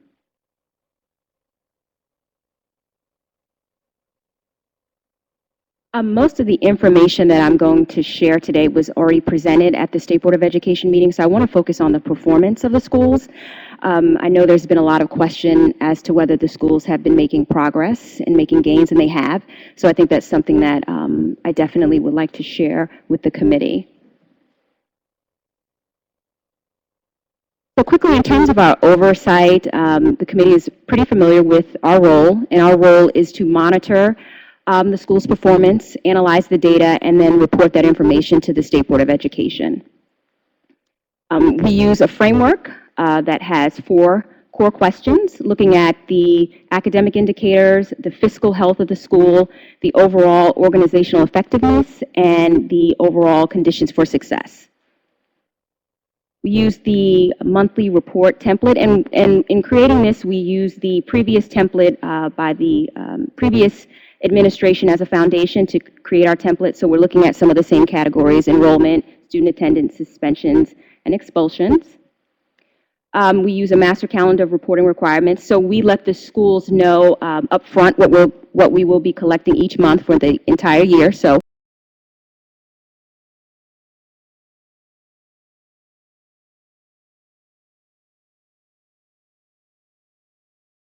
we call a turnaround step back, and that's something that the deputy mayor kind of wants each division to do. So we looked at what happened over the course of the year to kind of determine some of the areas that we could possibly tweak in terms of our oversight. So one of the things we did is just to individualize the framework. So in terms of the academic indicators, we allow the schools to have school-specific goals. So we included that in each of the schools' frameworks so that when we're going over the assessments quarterly, the schools are familiar with their individual goals and can track that, as well as the other indicators on the performance framework. We have revised, and we'll be rolling this out shortly, the monthly template to include the school's performance goals that are part of their contract. I think the challenge is that you have contractual goals and then you have the performance framework, and we just want to make sure the schools are keeping up with both and knowing that some of the information obviously overlaps when you're looking at ISTEP and ECA data, but we wanted to make sure that we were keeping those contractual goals in the forefront as well as what the expectations are of the performance framework. A master calendar of reporting requirements. So one of the things, particularly after the Arlington discussion this summer, that we wanted to collect now is the SIG application from the department. The department monitors SIG, and they've been really great in terms of providing that information to us on a quarterly basis. But we wanted to make sure that we had the application as well. So when we're in the schools and we're monitoring, we can look for some of those areas in the SIG application to assess how the schools are doing. Kind of an additional layer of monitoring. One of the things we were having challenges with was the scheduling of our compliance meetings. Just because things come up, we would have to change meetings a few times. So now we're working with the schools, and they've been very receptive to this, to plan out our times and our dates for the entire year so we know exactly when we're meeting. So that alleviates the potential for change at the last minute. And we want to make things as convenient as we can for the schools, because being in the schools, you see the day-to-day operations. Things come up just as they do with our office, so we just want to try to prepare in advance. In terms of the performance, and this is something I talked about at the previous meeting, I know there's been discussion as to whether the schools are improving, and we have seen improvement in all 4 schools. You can see that TC Howe has had a 13.1% gain in ELA, and then I think 1.5% in math. Arlington, you're seeing 13.6% and 14.6%, and then Emma Donna, you're seeing 2.1 and 7.6. Obviously, we don't have ISTEP data for manual. Once that ECA data is available to us, we will share that information. One of the questions we've gotten is, are the schools serving the same population of students? And I think I want to echo Sherry when she said that they are getting new groups of students, particularly at Emma Donnan when you're seeing, you only have a 7th and an 8th grade, but they are serving that same population in terms of free and reduced lunch students. So that at-risk population, the schools are still serving that same population as they were prior to the takeover. So I just wanted to point that out, that even though there are new students, there's still that same pocket of students with those challenges that you saw pre-takeover. So you're seeing increases for Emma Donnan in ELA and math, and you're seeing there was a slight drop in free and reduced lunch population, but not very significant. In terms of TC Howe, you have the ELA scores and the math scores, and we're seeing increases. And then we also are seeing an increase in the free and reduced lunch population that's being served there. In terms of Arlington, we're seeing increases in ELA and math, and we're also seeing a significant increase in the FRL population that's being served at that school. And then Manual, we don't have of course, Manual doesn't do ISTEP, and we don't have the ECA data, but we're also seeing an increase in the FRL population that's being served at Manual. So in terms of our turnaround performance framework, we assess the schools on a quarterly basis and share that information. We provide recommendations and feedback. I think one of the challenges in terms of our office is that we're providing recommendations and feedback, but we don't have the ability to mandate that a school do one thing or another. And I think that's been a challenge in terms of the community, requesting, I receive phone calls from parents if a student is suspended, they want us to intervene, and the schools have the autonomy, in terms of developing their policies and procedures, and all of the schools are, their policies and procedures are applicable with federal and state law. So I think that's the challenge in making sure people understand what our role is and what our role is not, and that we want to be as helpful as possible, but there are certain things that are not within our locus of control. So I'll just highlight some of the areas of strength for Emma Donnan: a stable and supportive leadership with a culture of shared responsibility, engagement of parents, families, and the community. This is one area I can say that CSUSA is really strong in. I'm sure we've all seen the commercials that have been on TV in terms of recruitment. They've really done an aggressive recruitment campaign for students, and done a lot of activities in terms of the community and trying to engage the community. So that's an area that I had suggested very early on, that they, be aggressive, and they've really taken that to heart and really stepped up in that area. In terms of changes, there's a new assistant principal who has a special education background. And one of the suggestions I had made to CSUSA is to hire a regional director. A lot of times I would receive phone calls from parents that wanted to talk to someone from CSUSA, and they had talked to a teacher, had talked to the school leader, and wanted to talk to someone at the next level. So I'm really excited that they've hired Teresa Brown, who spoke to you all at the meeting, and she's going to be the regional director for CSUSA. So I really appreciate them listening to the recommendations and the feedback that I provided. So Manual, meeting standard in most areas, approaching standard, and that was because of the turnover in leadership. Both the principal and assistant principal left, but I will say that they do have a new principal who has a very strong background teaching, building leadership, over 15 years of curriculum and instruction. So I've had the opportunity to meet with her and feel pretty secure in terms of her ability to lead the school. Some of the things that they're doing for this year, they're partnering more with Emma Donnan, which is a good thing because we want a lot of the students from Emma Donnan to feed into Manual. So I think they're making a real concerted effort to work on things together so that it's a seamless transition from middle school to high school. So that was really good to see. Sherry talked about the schools, all three, being released from special education findings. They worked very hard this year with the department. The department was a great partner in helping them to get released from special education findings. In terms of TC Howe, once again, approaching standard in a few areas. I think with TC Howe, some of the challenges have been the safety and security. I think TC Howe was one of the schools pre-takeover that had the most challenges in terms of safety and security, so I think that they had a little bit further to go, but they've been working aggressively to make changes in that area. And then, of course, approaching standard because they had leadership turnover in both the principal and assistant principal. You all met the new principal. I've had the opportunity to sit down with him several times and feel secure once again in his ability to lead the school.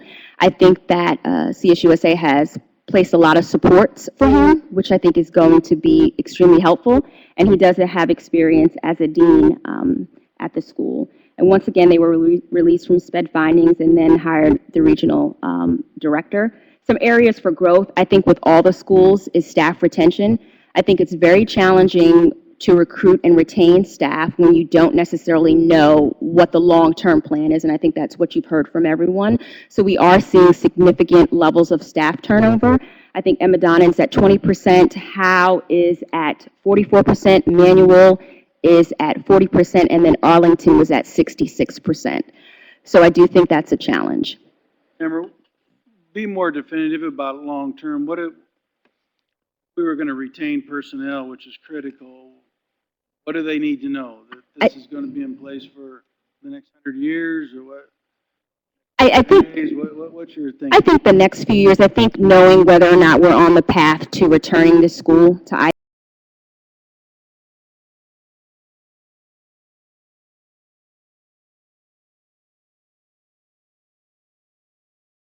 going to happen. I think you find a lot of teachers are bonding with these students, are invested and want to stay, are happy, but not knowing what's going to happen even next year. I think Arlington's a perfect example of that, and that's why you saw a lot of staff turnover there, because not even knowing what's going to happen next year is very challenging for a teacher.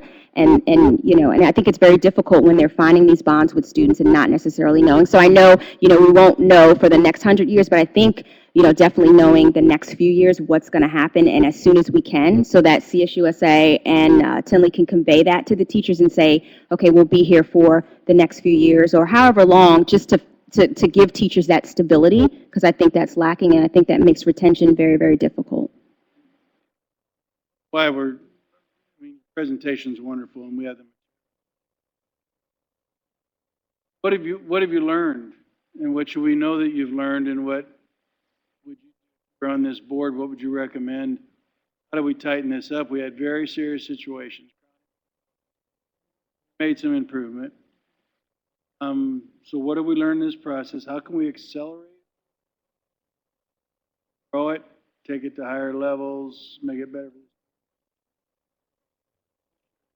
I think the first thing is clarifying roles and responsibilities. I think that's been a major challenge among the different agencies involved. I think it could have been more of a challenge for me personally, if I did not have a good working relationship with the outreach division. They've been very helpful, and Claire and her staff, they've been equally as helpful. So I do think the challenges could have been greater, but I do think it's challenging for the operators as well when they are reporting to us for certain segments of oversight, the Department of Education for certain things, particularly SPED, and then the State Board of Education being part of CECI. So I think, it's not been as bad as it could have been because there's good communication, and both agencies have been extremely helpful to our office, but I do think clarifying, I guess, who is the ultimate authority. We know that the State Board is, but there are some decisions that need to be made that don't necessarily need to be elevated to the State Board of Education. So who is that final entity before the State Board of Education to make some of those decisions? I think a perfect example of that is when we had some of the community stakeholders voice their concerns, and I provided all of their recommendations and feedback to CSUSA and Tinley, and I think CSUSA pointed out that they actually have someone in place doing diversity training, and they've been working on some areas in terms of suspension and expulsion. So those recommendations and that feedback, particularly with CSUSA, they've taken that seriously, and I've conveyed that to the community, but I think the community is looking for that final authority to be able to say, okay, this is what you have to do, or to mandate, and that's currently not our role. So I think that the first thing is clarifying roles and responsibilities would be really helpful to everyone involved. That's what I hear you saying. The State Board should be really clear. Absolutely. What will come to the board, invited mayor's office to do right here in the community. Mm-hmm.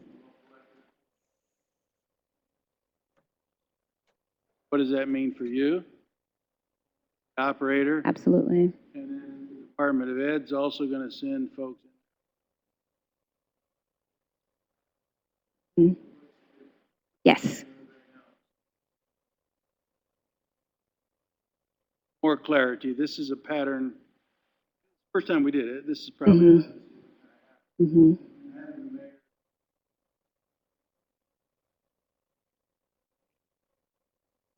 Thank you.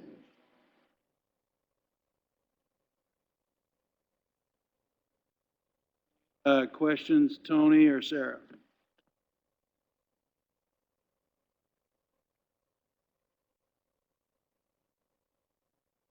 Other recommendations, Tamara, that you would?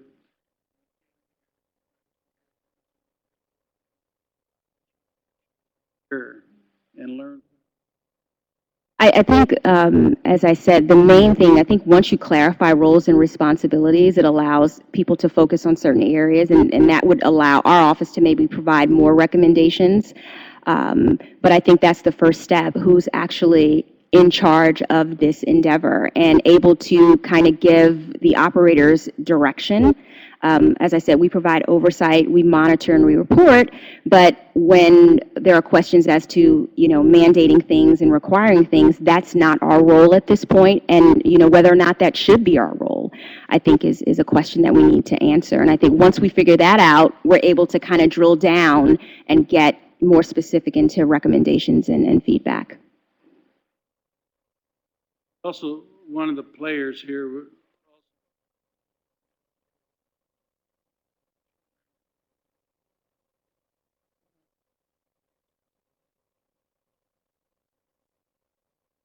Yes.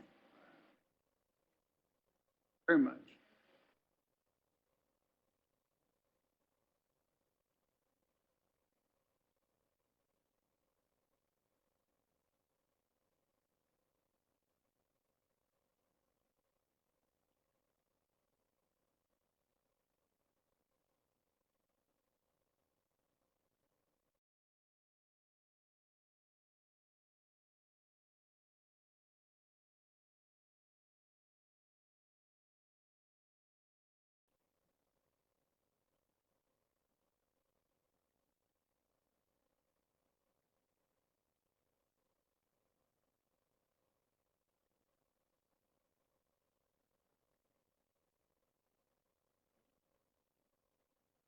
You might want to introduce yourself and what roles you have in the department, and then.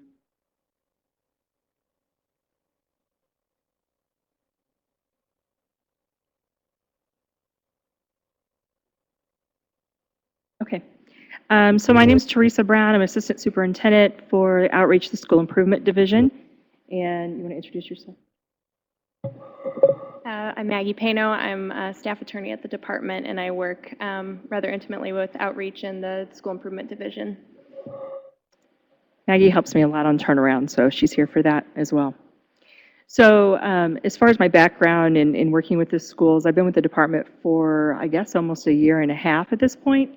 And I have been asked to give you an overview of what's going on with Edison and with Glenwood and just monitoring in general. So we just did actually the Edison presentation a couple of weeks ago, so I'm not going to spend a lot of time on that. I feel like that's duplicating what I already told you, and you already know that. So I'll just share some highlights. So to begin with, I think I shared with you probably almost a year ago, actually, when the grades came out, that for year 2 schools, we were looking at 33 schools. We have 13 schools that were year 3 last year and 7 schools that were year 4. In addition to that, we had we have about 301 focus and priority schools. About 200 of them were priority, about 100 were focus.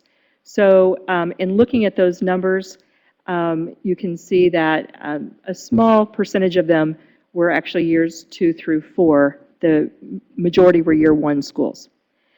So in working with our schools, we had a student achievement plan that every focus and priority school completed. They aligned their interventions after they did a root cause analysis, looking at their data to determine their work. They developed SMART goals. They created a very robust student achievement plan aligned to the 8 turnaround principles. We then visited the schools. We looked for evidence. We have a 30-page rubric that we use to monitor the schools on the 8 turnaround principles and all the indicators. And in doing so, we also require them to present us with evidence. So we visit classrooms.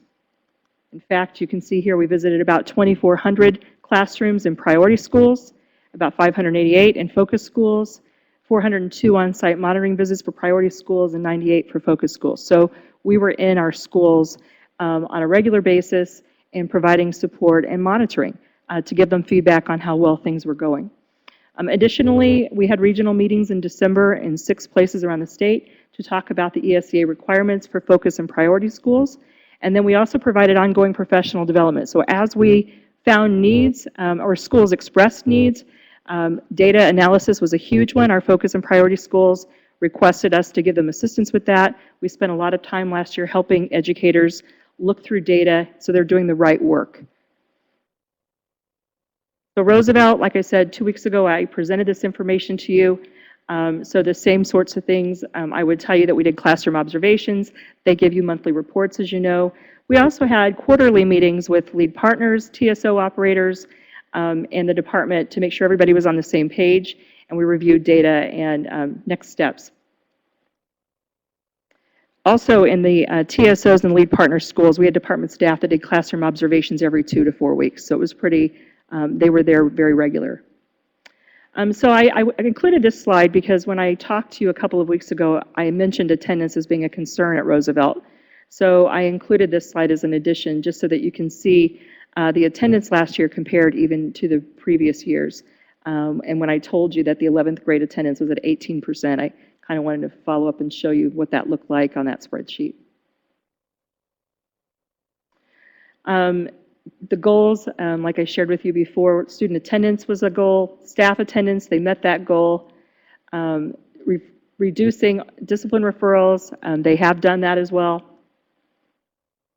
They've reduced out-of-school suspensions, but that's still an area of concern. They still have a number of kids getting each month suspended from school. Undercredited, improving the graduation rate, which we don't know that yet. And then goal 7, that students will enroll in vocational or 2 to 4 year colleges. Increasing ISTEP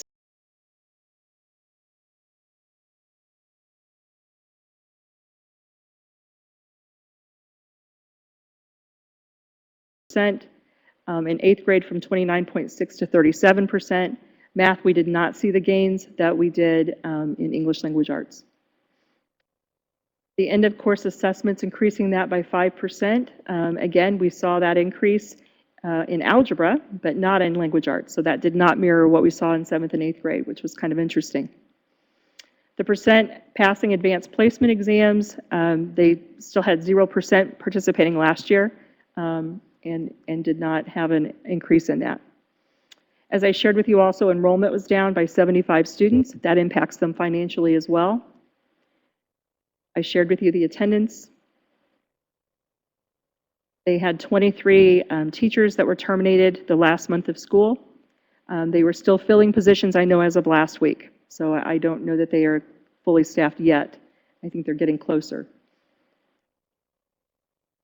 As I shared, they had a fiscal impact of $343,616.92 based on the declining enrollment of 68 students just from fall to spring. The school has a safe and orderly environment. When you go into school, you can clearly tell that routines are in place. There's a very positive relationship between the students and the staff. They have a strong leader, good principal. The academic culture is definitely established. They have a very robust system of professional development ongoing. Staff attendance is good. They have reduced office referrals, and they've increased language arts scores. Areas needing improved, obviously attendance. Increasing the level of rigor. So we had some conversations about the blended learning program and needing to have higher order thinking and some higher levels of involvement for the kids with engagement. A lot of the times the kids were sitting, the teachers were giving instruction, and it was pretty low levels of instruction. So differentiated learning is also necessary, ensuring students own their own data. And we talked about, again, continuing the monitoring and working with them on Project Rebuild, which is an attendance group that's already established up in northern Indiana to help them with their attendance issues, and continuing to look at research-based practices, checks for understanding. They were missing some ways of student engagement. They have a new research-based system called iReady.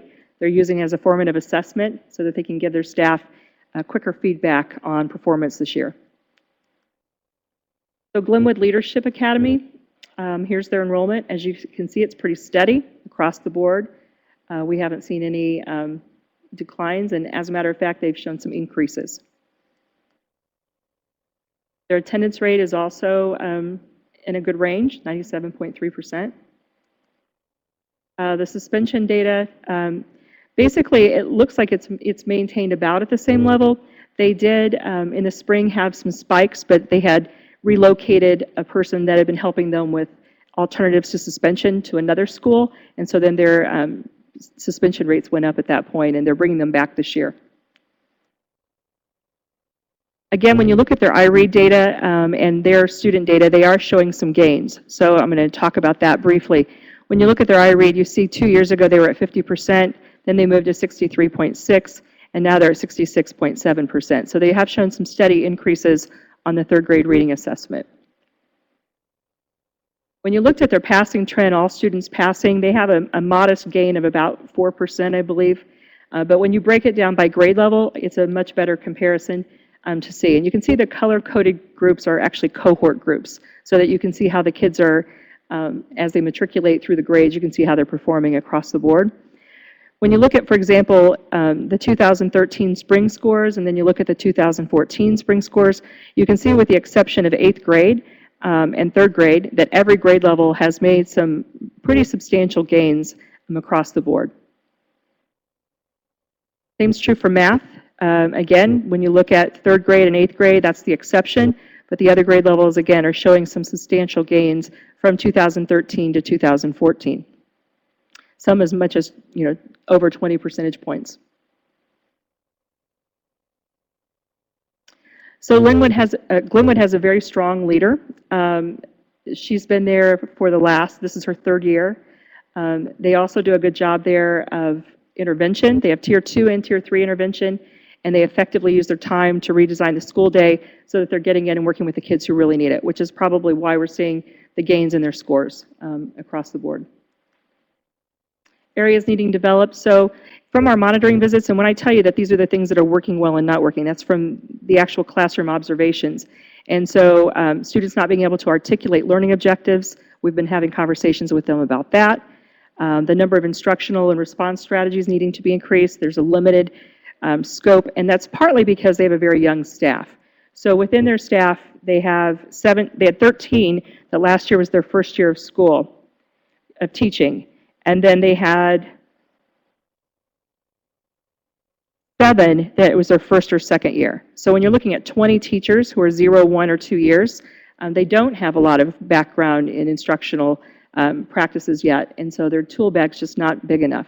So giving them professional development and helping them expand their skills is certainly a priority. They also need to align instruction with higher levels of rigor and retain their staff so that they're not rebuilding every year with new teachers. So that's what I have on Glenwood and Edison.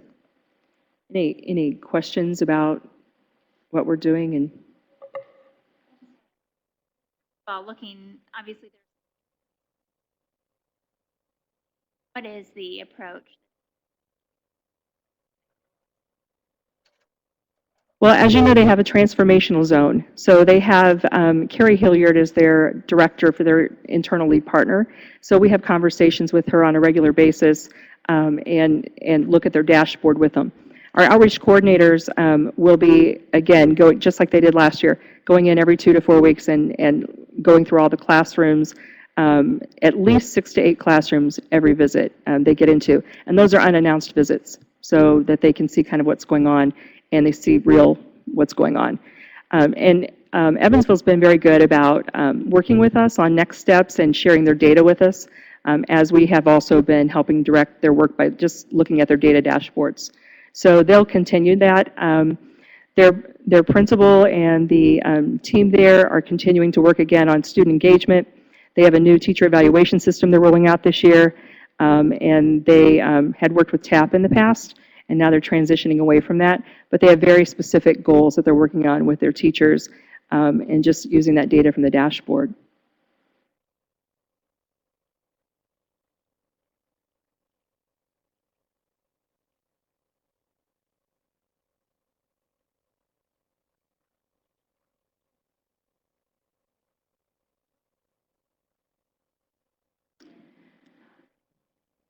So the year four schools, we did the school quality reviews.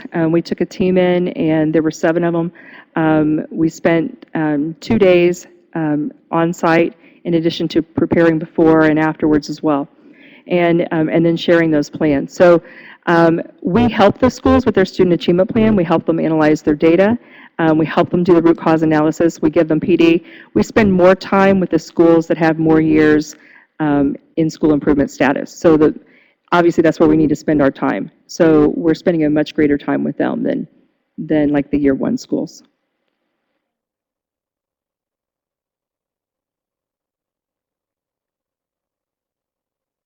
Sure, they can, we can bring them to you probably in September, if that would be desired. October, whatever you want.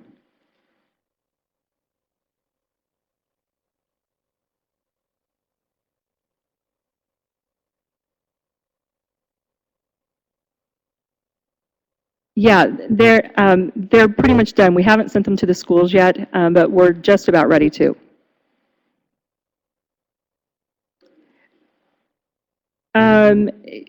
Let's wait till October, so we have a time for the schools to give us feedback too.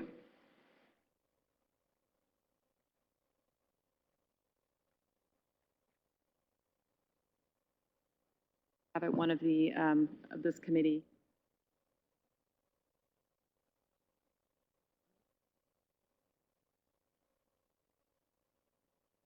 Moving forward in intervention, as we set up in the beginning, much effort was put in these schools. We had a very large list of schools that were chronically failing. Much effort and resource was poured into the schools. Hired Cambridge, did evaluation. Eventually, we felt like we had a moral obligation to intercede.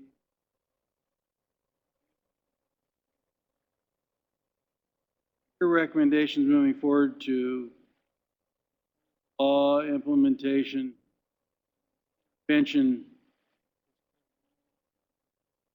board takes responsibility, upgrade the quality of education.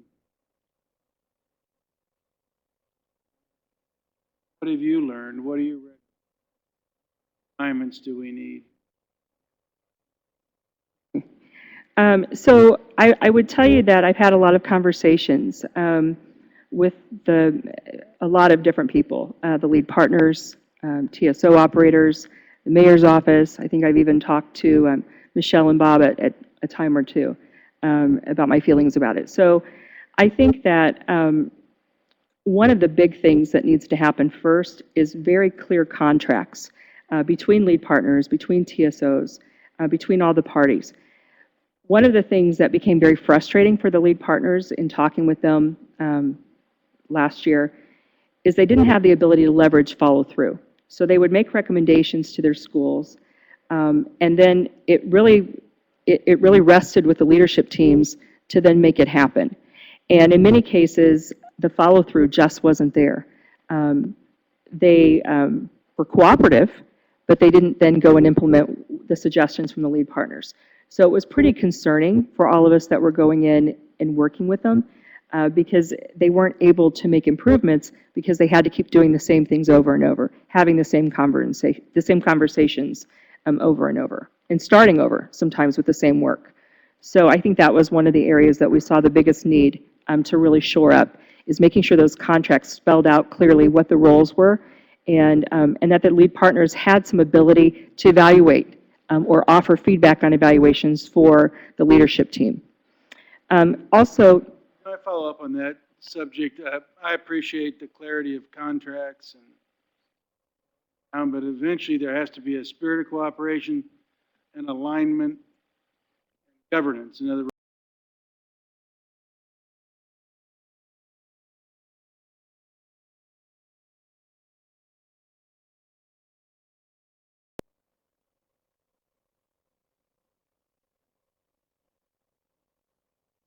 clarity that who should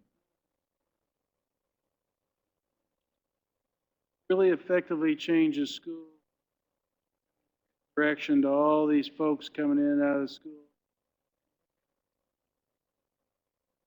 High school's been chronically failing.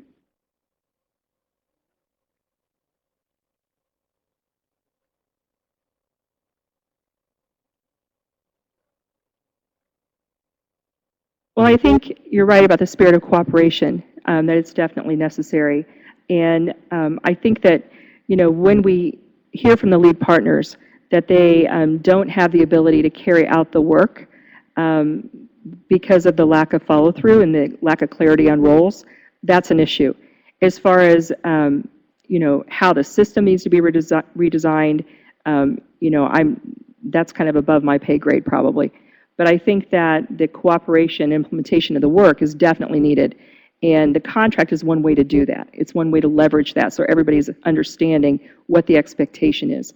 And I think it certainly would help the lead partners in their ability to carry out the work if they had the ability to give feedback on the leadership team and their performance. As it stood last year, they didn't have the ability to do that so much, and that was a problem. Another area that I would say needs to be addressed is having very clear benchmarks and targets. Even when you read the contracts, and that's sort of the defining work, there weren't really clear benchmarks of here's what we expect, here's where we started, here's what we expect by the end of year one, or we want a 5% increase, or whatever it is. But there really wasn't a clear benchmark or target, and so people really didn't seem to be aligned around that. So I think that would be one area within the contract, or however you want to set it up, but definitely understand what the progress target is, and then monitor it and report on it regularly so that everybody understands and they're paying attention to the same goals. Along those lines, I would say it would be helpful, to have the lead partner team and the school, with the school principal present, to come to the state board and present their data at the beginning of a school year and at the end of the school year, so that they feel that sense of urgency and they feel that sense of accountability, that here are the targets, here are our next steps, somebody's paying attention to this. We always talk about what gets measured gets done. So I think being very clear about what your expectation is for that team, so that as they go back and they are working together in the spirit of cooperation, they have that common goal and they're united on it. Right now, again, I think that the lead partner feels that sense of responsibility and that sense of urgency, but maybe the school team's not always on the same page with them. Building and sustainability for improvements, funding and people is another big area. As the work has started, we put a lot of money, millions of dollars, into many of these schools. When the funding goes away, as we saw happen at George Washington last year, then many of the programs and the people go away, and so do the results. So what do we do to build in sustainability? How do you prevent that from happening? The funding is definitely an issue. And it also plays into the sustainability piece. So that's another area that needs to be addressed. And that's probably the biggest ones that I would say need to be paid attention to. Tony, questions? Comments? No questions. Saving all your energy when we come up to Gary, huh? On your home turf. When we get on your home turf, you'll be more, okay. Sarah, anything else? I want to thank both.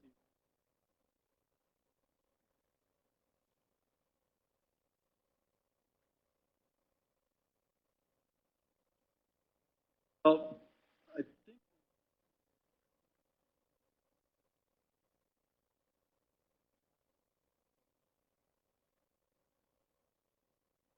work plan. I am right, our next meeting's in Gary. Tony's going to roll out the red carpet.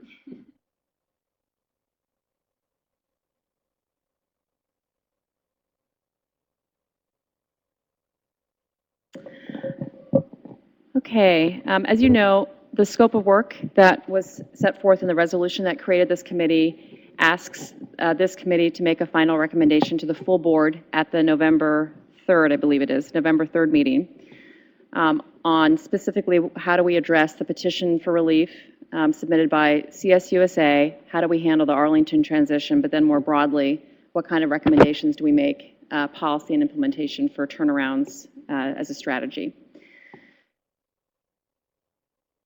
We have, as you know, worked to schedule 3 additional meetings. The next one is in Gary We have one in Evansville, and then we've scheduled an additional one in Indianapolis in October, and I'll get more into that. That's where we'd like some guidance from you, and we're going to do our best to try to get lots of input from all the affected stakeholders. The meeting on the 19th will be in Gary. We are going to arrange for a tour of the school for you, and we'll work with each of you to figure out the best time of day for that separately. We're going to have Edison as well as the school corporation make a presentation to you. We would also like to get your guidance. We're going to have staff go up to meet with some community stakeholders, but also would like to open it up for perhaps some public comment at that meeting so that you can hear from local stakeholders. And just wanted to make sure we could either do it two ways, either at the meeting or we could hold a public hearing the night before or something like that, but that requires more time for you. So our thought was to just have an additional public comment portion at that meeting, if that was okay with the committee members. Okay. Okay, great. Also, in the resolution that created this committee, the board asked us to find a national expert to help advise this committee, and we have received, we are in the process of receiving bids from Mass Insight, from Public Impact, and then we were also given a recommendation for a group at Darden at University of Virginia that specializes in school turnarounds. So we hope to have that all finalized so that we can start having some national expertise to advise the committee by the September meeting.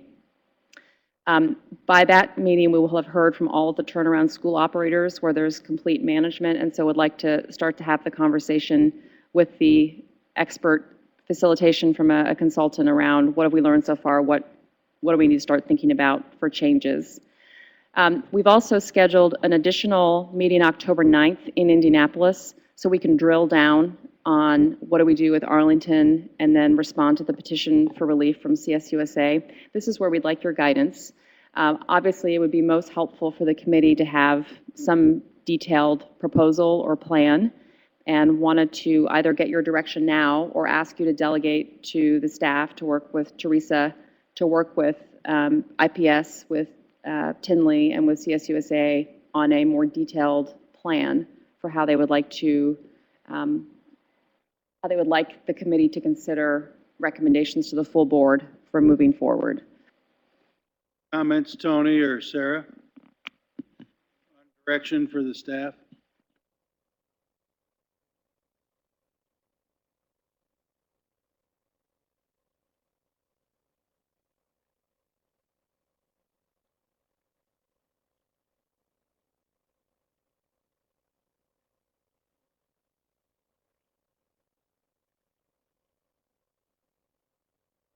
That presentation at the same time. Okay. We have confirmed that we don't need to hold another public hearing unless the committee or board would like to do that. If you did think that that was a good idea, we would probably need to do that sooner rather than later, but it's not legally required to do that. Public hearing around, Arlington. and if we took a new operator, we'd have a full range of options without a hearing. That's correct. Well, a couple things I need to know, and we better, as we ramp up to the meeting, timely. We heard a few things today that, not new news, but I appreciated the people on the ground emphasizing timing. The longer we wait, the more difficulties we create. I heard Dr. Farabee say, we're open to a lot of options. We just want to be at the table and talk to folks. I heard a partnership mentality. I went through this the first time we didn't experience. I'm not casting aspersions. I'm hearing right now say this is difficult work. I got to get some different options. What are the legal bounds? But I would like an interpretation that holds water, obviously, under law, but the wider the aperture on options,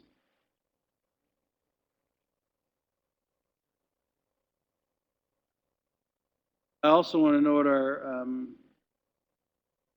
limits are in terms of length. It sounds like for recruiting teachers,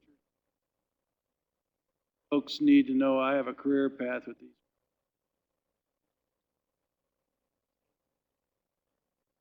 Partner or operators committed.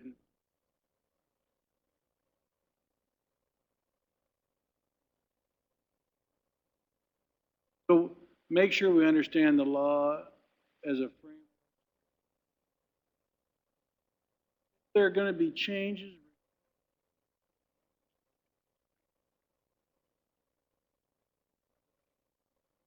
Per se.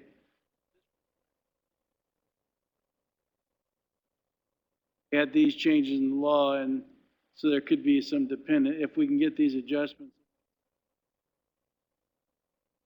I want time, pretty clear, partnership mentality centered on students.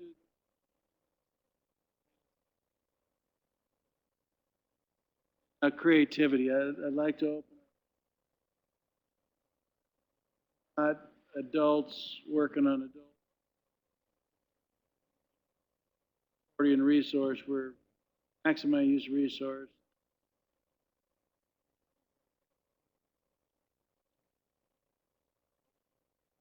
That's a lot, but get clarity on those things.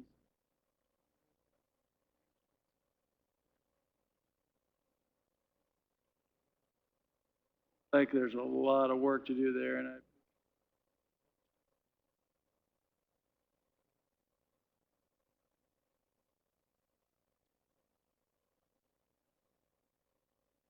clarity added today, and so I think I want to add to that.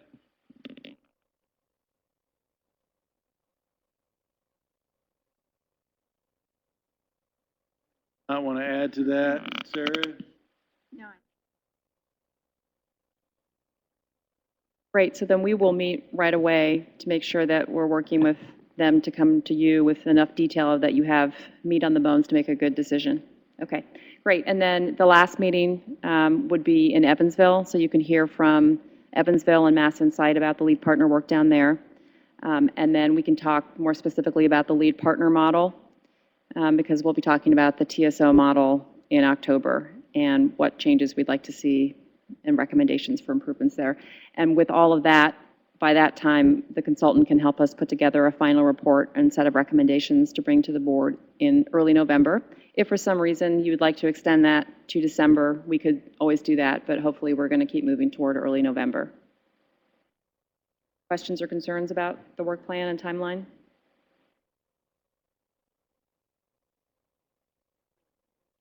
Further comment, Tony? Are we done with your business? Clear? For your input and hard work. Very serious work, and we'd like